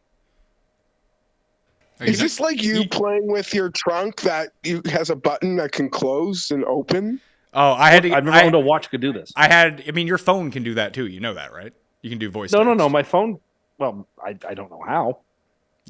You can send like voice messages on your phone. Yes, but it's just a recording of your voice. You can also do voice to text on my watch. On your phone too. Well, maybe I don't know how to do that. There's no maybe. You can. See, why are you saying maybe? I'm telling you that you can. It's like when I tell you you don't pick. It's like when I tell you you don't pick up your shit. I'm not lying to you. Despite your crazy reflection of how, I mean, whatever's wrong with your memory, I don't know. But I'm telling you, you didn't need an Apple Watch to do voice text. Well, I do voice text with this now. But you could have been doing it the entire time. Paul has been wanting to chime in here for a second. Are you not concerned that your phone is actually spying on you at all times right now, Top Cat? Well, my phone's been spying on me for the last year, apparently. Yeah, that's true. Like Saturday night or Sunday evening, I turn my phone on and it tells me I should be going to the studio house to watch football. And like, I know it's listening to me. I know it knows where I'm going Would now. you consider your watch your backup phone? That's a good point. I guess it is, because you see, what happened, right? And is that when you activate the watch, there's like this weird like digital cloud of how it reads my phone, and then it like tethers together. So like whatever's on my phone is on my watch. So they're like, it's like an auxiliary phone, you might say. It's like a wrist phone. So you didn't even have to bring this into the store to get them to connect. You were able to do that all by yourself? I had help, but it works now. But you didn't have to go into the store to do it. No, I didn't have to go into the store to do it. Now imagine if that same technology existed, not just between an Apple Watch and an iPhone, but between, let's say, I don't know, an iPhone and an iPhone. Yeah, I don't know how that would work. I would guess it would work pretty similarly. Maybe it would. Maybe say, it would. Yeah, maybe it would. I don't know. But maybe the it other wouldn't. cool thing about my watch is that like when I'm getting a text, like it just vibrates on my wrist. That's really cool. Do you ever give yourself a tug and get someone to text you? No. You sure? Maybe you should try Gonna it. take that to the yurt? You'd probably like things in your pocket more if you put your watch in there and let it vibrate. No. Stop it. Yeah, you could go to the yurt, and then you could give the masseuse the Apple Watch, and then you could just text yourself the entire time. No, stop it. Anyway, I'm happy you got your Apple Watch. Maybe your step count will go way up. It has gone way up, and my exercise has gone way up. And I stood for 5 hours today. Why? That's what I set. Oh, it up you went shopping, didn't you? Yes, I went. So I set it up so that I'd have the blue ring for standing, 5 of 12 hours for that, and a pink ring is the way it works with these people. Most people don't have this. The way it works is that you got 3 rings, right? The larger outside one is reddish pink, and that's how many steps and like for example, I burned 375 calories today just by moving. And then there is the exercise ring. That's the second one. That's green in color. Then the third one is your standing ring. How long you've been standing. And so I've been standing nearly for 5 hours today. This is like the most exercise you've gotten since golf season ended, isn't it? I don't know that that's true. But maybe it is. Trying to think. Paul? Tim went shopping among the casuals? It's Boxing Day sales, pal. I thought he avoided malls and mall walks altogether during this time of year. It wasn't a mall walk. It was trying to find purchases. Geoff, he went to 3 separate supermarkets to find black grapes. Found them. Black grapes. I wanted black grapes and triple cream brie. Which you were stunned to find out was full of calories. Well, I still can't believe that a piece that small could be that caloric. I said, maybe you guys start updating yourselves on some of this stuff.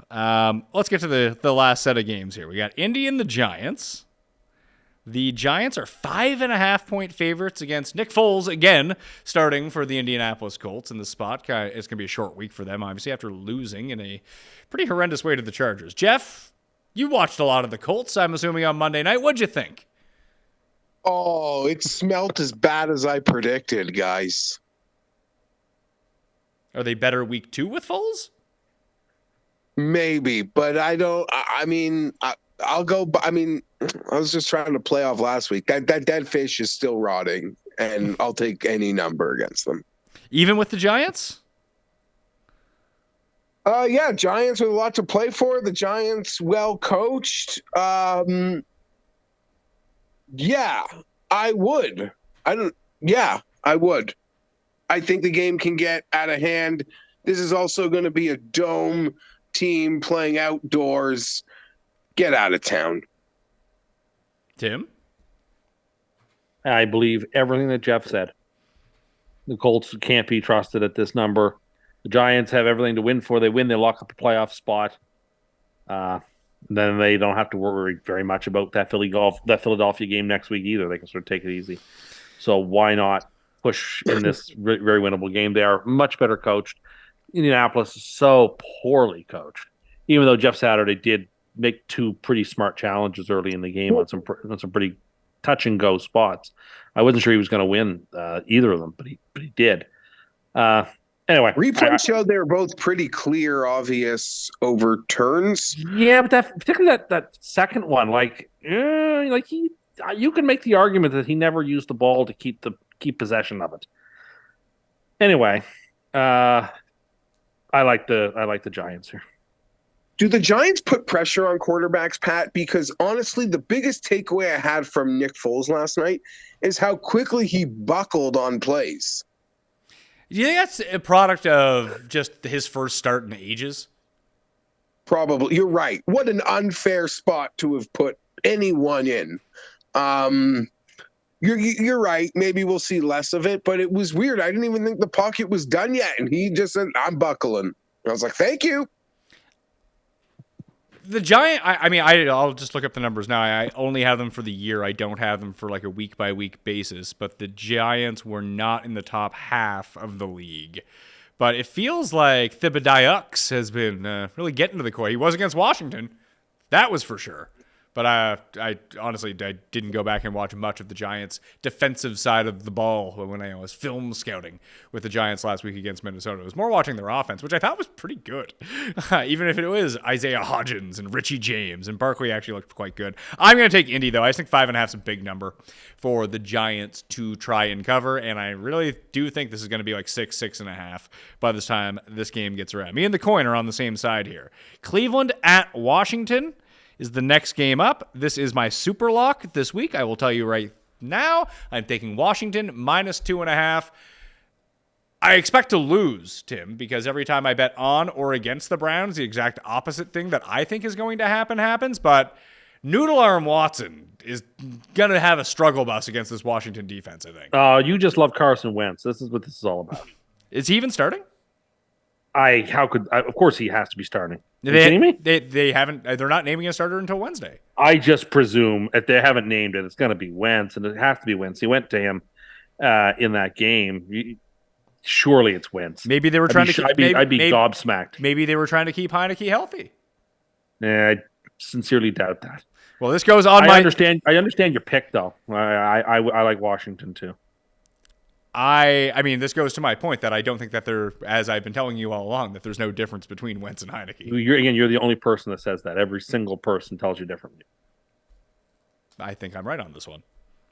So when everyone is against me and I say that they're wrong, well, I'm crazy. Let's see. But when everyone is against you, you are the right one, and we're all crazy. Just want to make sure I'm laying out the double standard here. Well, let's see. I will admit I'm wrong that if Wentz is the starter and this line shrinks. I think this is probably a Carson Wentz line. Okay, so I think everybody presumes Carson Wentz is going to play this game. Well, what do you think, Jeff? If Heineke is starting this game, is this line any different? I don't think the line moves at all. I don't think the books care who plays. Which would tell you what? That they're the same. Yeah. But again, no one agrees with that. I mean, the books agree with me, it does seem. We'll see. I mean, like, Terry McLaurin probably agrees with Tim. Sure. And I respect him, and I understand, like, yeah. And Gary and Adam Rank and, everyone that we've had on the show for like a month and a half. Sure. Guys that aren't sports books. So I'm going to go with the sports book on this one. They seem to know things. But I would rather bet on Washington with Heineke than Wentz.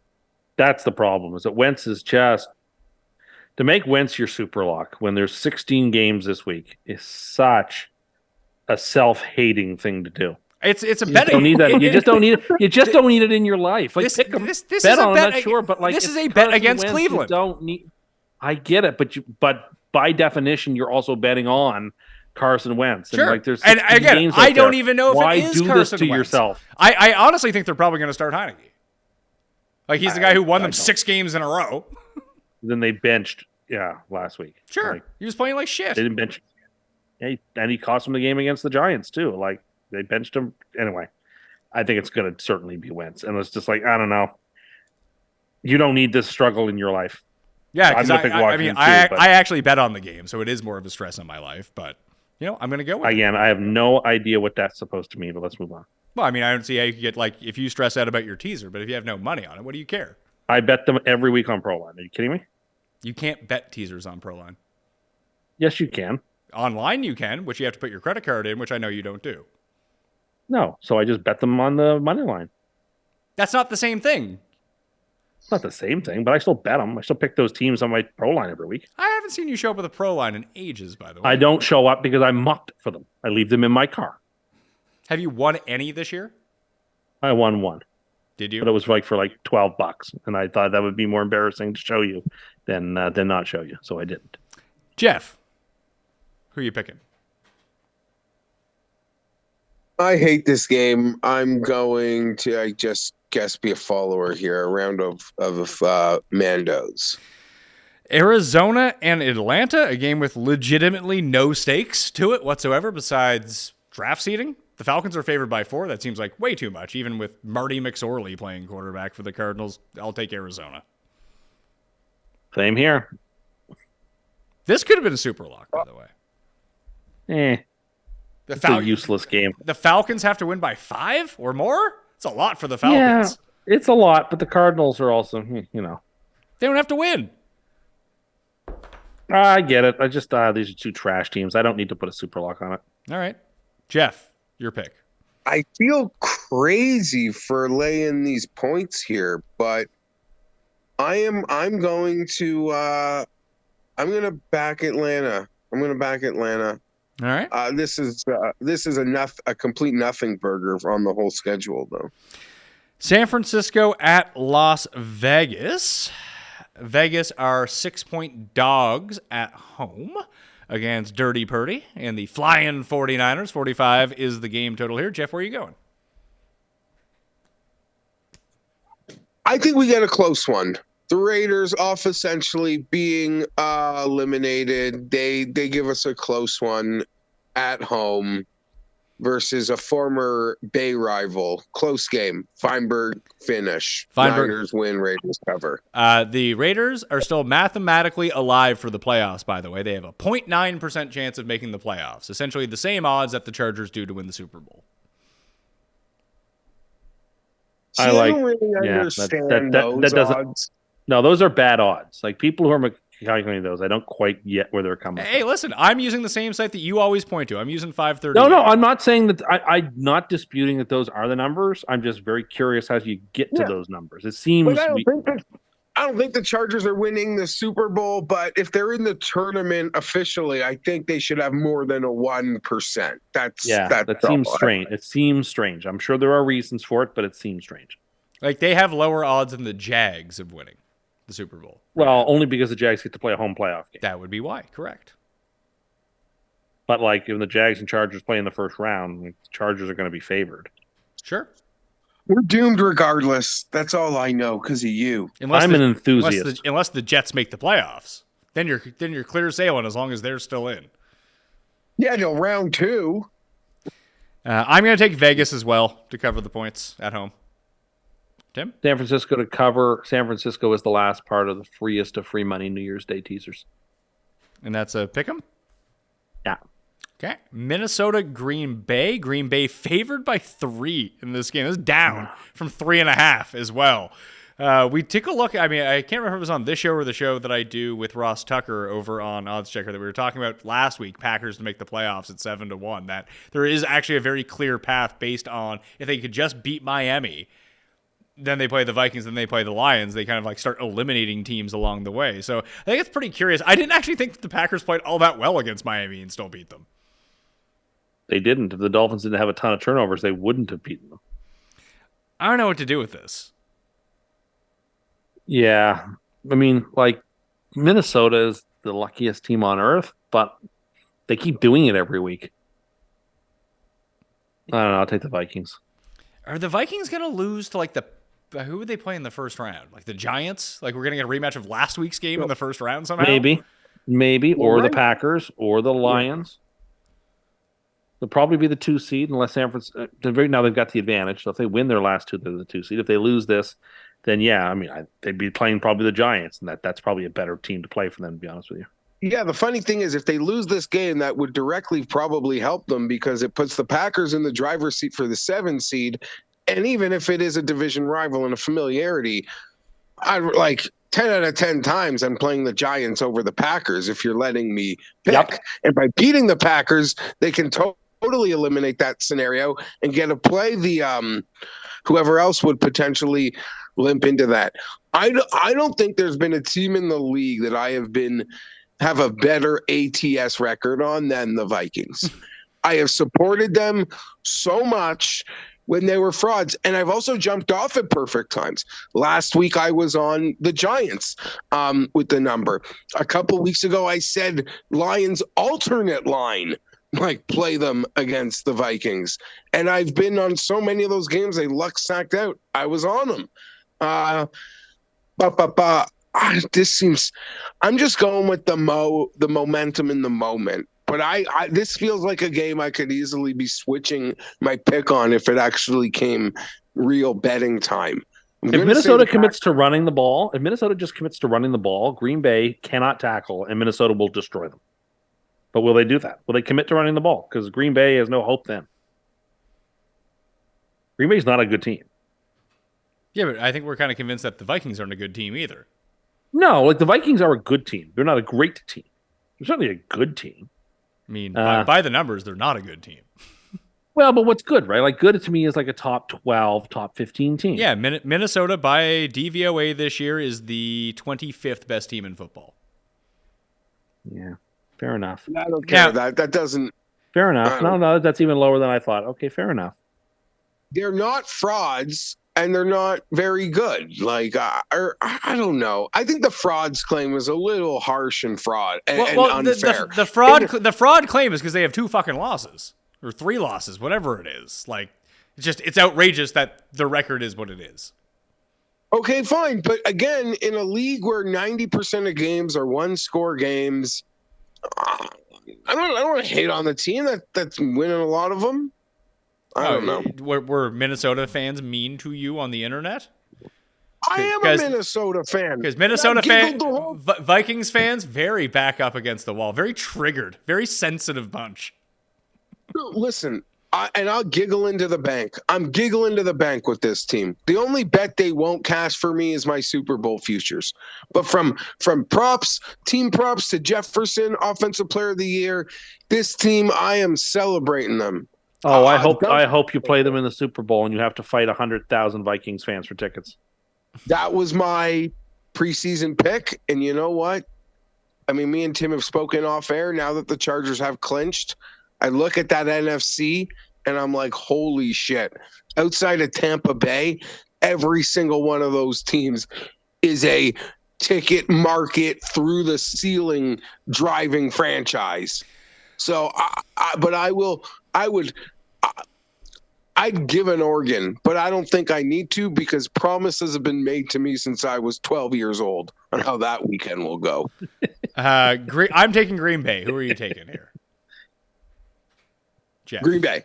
You're taking Green Bay as well, -3. That's going to go back up. Looking at it right now, it's -120 to the -3. So I would expect that to go back up to -3.5, probably by game time or even before that at this point. Sunday Night Football, Pittsburgh at Baltimore. Whew, wake me up. I'm not going to watch this fucking shit. I'll watch the replay in the morning so I can fast forward through commercials.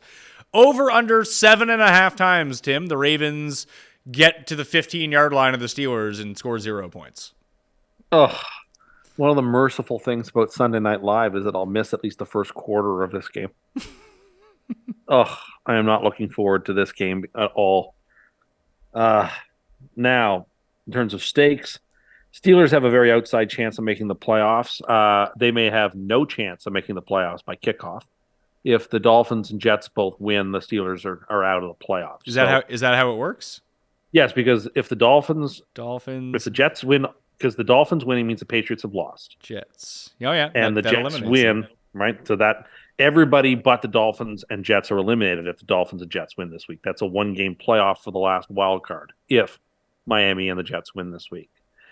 The Steelers will know whether they still have life in them. And that's like Tomlin's such a good coach. that I think he'll be able to keep them motivated regardless. And anyway, I'm saying a lot of nonsense here. I like the Steelers quite a bit in this game. You like the +3? Yeah, I like the +3. I think that there's a real chance they could win the game outright. But even if they don't, I think I'm probably at worst case getting a push here. So I like Pittsburgh as well, +3. I'm kind of on the same page as Tim here, Geoff. It just, I don't know, in a game that I think is going to be decided by a field goal, if I can have 3 points with one team, I'm probably going to take them in that spot. Do you think that Baltimore might be not really revealing their hand here as much, Geoff? That now that they're in the playoffs, they're like, winning the division would be great, having the home game would be great, but it'd be even better not showing anything and then having a healthy Lamar in round 1. I totally agree with that. That would make a lot of sense. Like you guys, I'm taking the 3 points in an AFC North game. The amount of results you get that can go your way when you're getting 3 points in an AFC North game, I'm in for it. Tim kind of alluded to it. I really do trust Tomlin. For all the craziness and field goals, and by trust Tomlin, I mean that the team, regardless of implications, is going to just want to screw around with Baltimore more than anything. And I think his guys love him, like the top guys love him, and they'll play their asses off to keep that Tomlin winning season thing. Playoffs or not, alive, or the no losing season thing. I swear, I think the Steelers are going to play their asses off the next 2 weeks for that shit. I mean it. I don't think that we're going to be alone in taking Pittsburgh. I will wager a very heavy amount that this is one of the most popular games, sides against the spread this week. I'd be worried if this line doesn't move. I'm always worried. Yeah, well, of course. But if this doesn't go to 2.5 by kickoff, you'd be like, ugh, something's going on here. What do you think about the Ravens to win the Super Bowl? I don't like it. I'm convinced that, well, that's good. I'm convinced that they might have the best defense in football right now. Yeah, maybe. What are their odds? Because I don't hate it. Like the way they're playing, odds are anyway, they'll be the 6th seed. So that means the way they're playing is irrelevant. The second Lamar walks back. No. But the way they're playing means that they're the 6th seeds. That's where we place them as we consider how they're going to get. They're the 5 right now, right? So that but the Chargers are likely to leap them. So I'm not afraid of either of those matchups. Either they get Jacksonville or they play a division opponent who they're incredibly familiar with. Yeah, so let's say they start, the likeliest is they start at the Bengals in the first round. Okay, sure, they can win that game. Then they have to go to Buffalo or to Kansas City. I mean, they're going to have to beat these teams anyway. It's a difference. Their path is they need someone to knock off to the Chiefs or the Bills in that other game.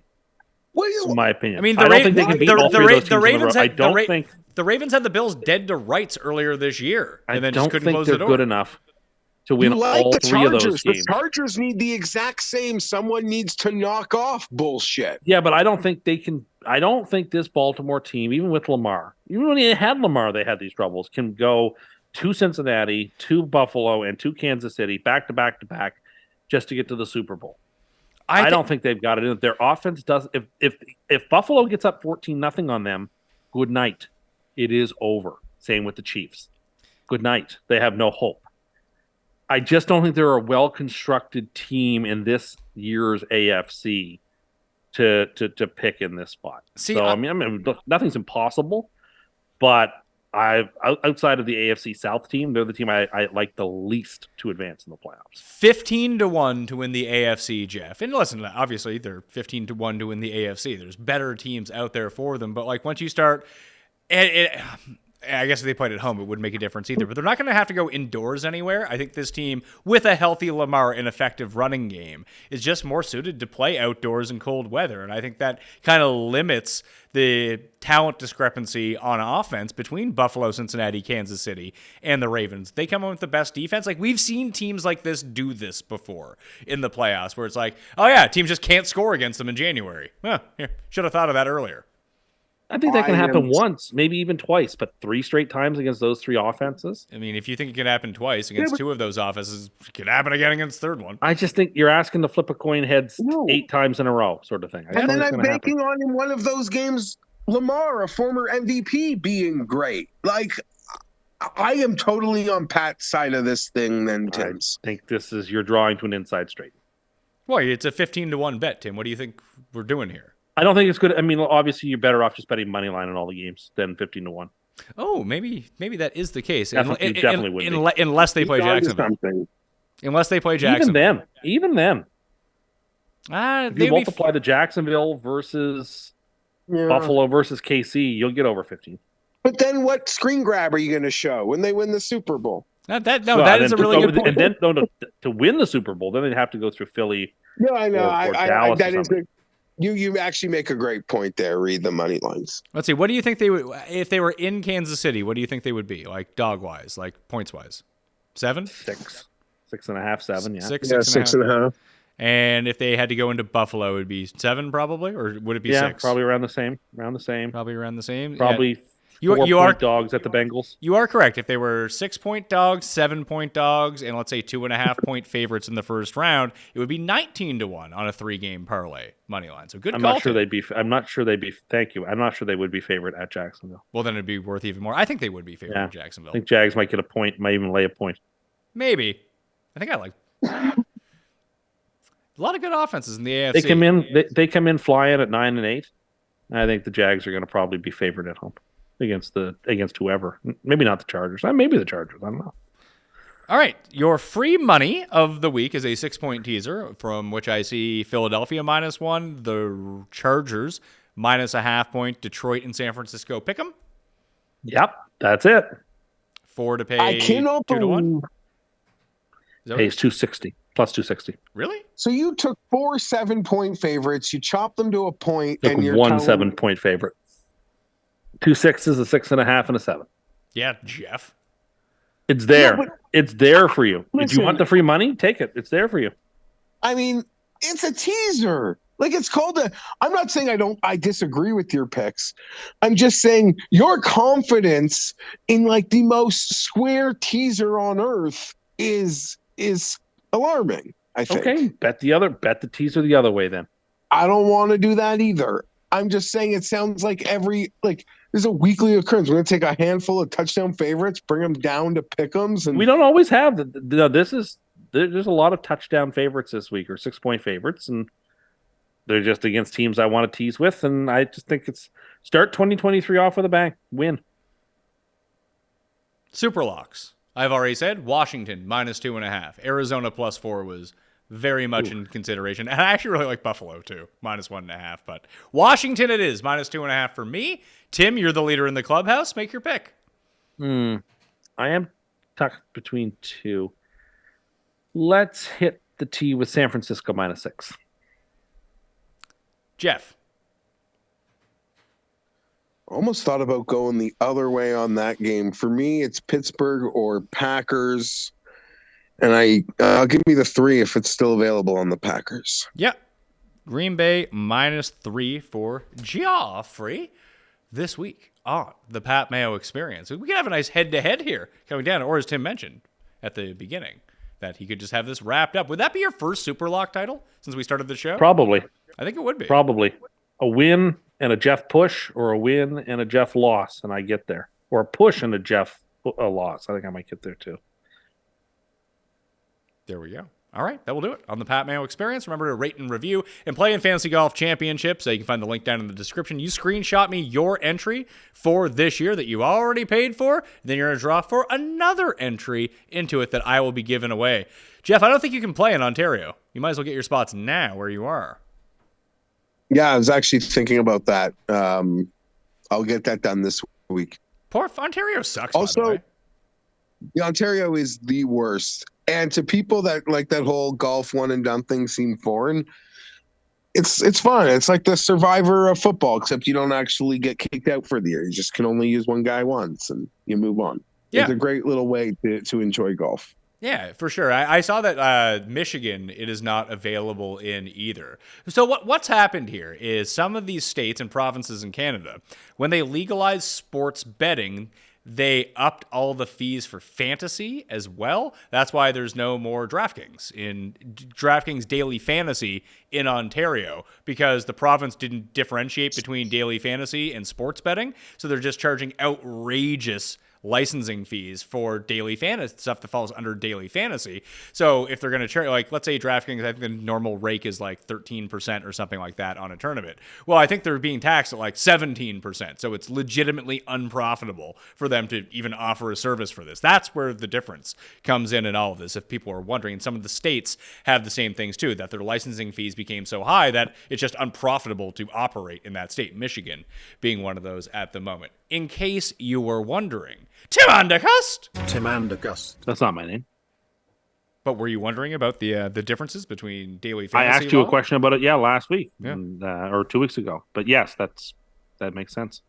Yeah, it just listen, the people doing this don't have a fucking clue like what either one of these things are. They're just like signing bills and hoping to cash some checks.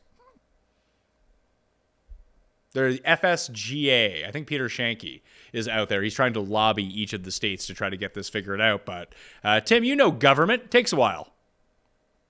Yes, the wheels of the state often do move slowly rather than quickly. So that will do it for us. Again, smash like, play in the Listeners League, play in the One and Done, enter that contest, and I hope everyone has a happy new year. For Paul, the Coin, me, Geoff, and Tim, we'll see you next week.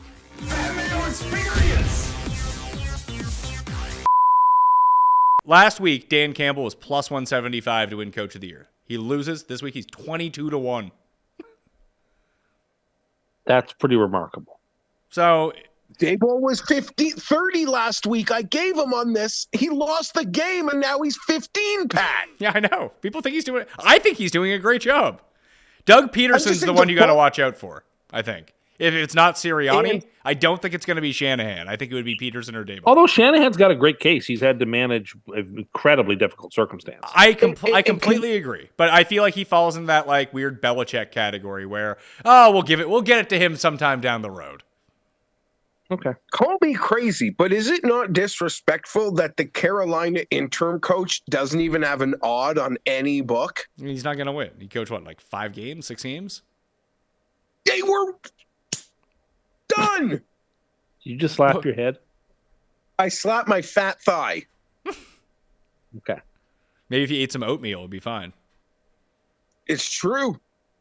Steve- No, I'm not saying he should win, but I don't know. He deserves some level of. Yeah, you're right. You don't need to post a number. See, I feel bad for Steve Wilkos because he's going to leave Carolina and he's going to go back to being the bouncer on the Jerry Springer show. And it's a real downgrade. Do you think he ends up with a job next year? This guy was given 1 year in Arizona, and they fired him to hire Cliff. I don't think he stays with Carolina. I don't think they bring him back. Yeah, I agree. I agree. Their owner seems like he's willing to throw money around for more of a name. I'm saying this Wilkes, this guy's got no breaks. He got 1 year in Carolina, and they fired him to hire an idiot. I think Denver. Arizona. Denver should look at Steve Wilkes because no like high-end coach is going to want to be like, oh, you know who I want to coach, Russell Wilson, but he would. Denver has to make such assurances to anyone who takes the interview that they won't even be judged by next year. Because if you have any sort of reputation or are a high-end candidate, like you cannot, or even if you're a no-name candidate, it's almost like ridiculous to think that you're going to have a guy come in there and solve something. Weren't you calling for the Waltons to pay Russell out his money? Yeah, I am. I'm literally calling for the Waltons to pay it all. Cut them, pay it all, or be so rich because your daddy invented Walmart, force them to, make them an offer to retire that is so enormous, and then send him a check for managing some Walmart that he never has to go to. But in life, when you buy a company like that, this Walton guy can, for the cost of $200 million, can instantly get culture, make a culture move and equity with the fan base that's almost worth the $200 million. And all that dead cap money, it sounds crazy, have 20 undrafted free agents. It sounds better than Russ. I don't think that Wilson is necessarily finished. I think we've seen a lot of guys over the past 5 years in a lot of sports be declared done, and then all of a sudden the next year they're like, okay. Just like Chris Paul was done. His contract was deemed untradeable, that he'd be out of the league. He was an albatross for anyone. Not only does he get traded, becomes good, he signs another huge deal after that. Like, Russ isn't so old that I'm not saying he's going to be like MVP Russell Wilson type guy again, but if he's just like league median quarterback, the Broncos could actually be pretty good with this defense. So do you feel better about Denver or Cleveland? Cleveland. Okay. I'm not sure I know the answer to that question either. My suggestion is so extreme and very unrealistic, but the realistic scenario is keeping Russ another year and then cutting him when it's only $85 million in dead cap. Like, so now you're then killing next year and the year after. I don't claim to know what to do, but I snicker at it. And he's he's a quarterback who depended on the second level of plays, improvisation. The mobility is an issue and the lack thereof. See, I didn't think it was a mobility issue for him this year. He still seemed to move okay. Like, dude had, and I know it's not like he had a ton of protection in Seattle the last few years either. Maybe that's one of the reasons post-injury why he wasn't all that good last year. But like, their offensive line is a sieve. And he's not operating, like you said, at the full capability that he used to be able to do. But if you just get him an offensive line that buys him an extra second or two, sometimes that's all it takes for a quarterback just to not seem abysmal anymore, make him seem average. The guy's play was make 2 spinoramas, evade 2 sacks, and then up Chuck Kumaloo, a great play. I don't know that seems recreatable. He's a bad quarterback, and it appears he's an even worse teammate. Hey, Brett Rippon likes him. Probably got a Christmas present. I very much doubt that. An autographed photo of himself. That would be amazing. Here's an autograph, kid. Gave it to him. Let him walk out the door. Subway gift cards for all the Broncos. Maybe his Christmas gift is his direct telephone number. No, not a chance. Direct to his agent. He doesn't have to phone the agent's assistant anymore. He can just contact the agent directly. He's so sweet. So sweet. What a nice guy Russell Wilson is. So anyway, I don't think that he's completely cooked. I think that there is a chance that he can be salvageable in Denver, and hopefully they can build they won a fucking Super Bowl with Peyton Manning when Peyton Manning was a corpse. I feel like if they can get the guys on defense, they have pieces on their defense to make it legit. They can somehow add to that through free agency, a third rounder with the picks based on what they have right now, and just try to find someone to be able to protect Russ a little bit. They could be a team. They almost won a bunch of games this year, and they barely scored over 13 points in any of those games. So I think that you're right. I'm extreme. I'm enjoying it too much. You are definitely right. Like, why can't the Broncos next year be a better version of this like Huntley Ravens team, which wins every game, it seems? Yeah, or I'd say like the Jets that we're excited about to just get a median QB. So you're right. It's probably better to give it one more try, see if they can make him the 16th best quarterback in the league, and then they can win games. That would be my move if I was them, but I'm not them, so maybe they will pay the $200 million to fix their culture. No, they won't. They won't. No, of course they won't. Experience!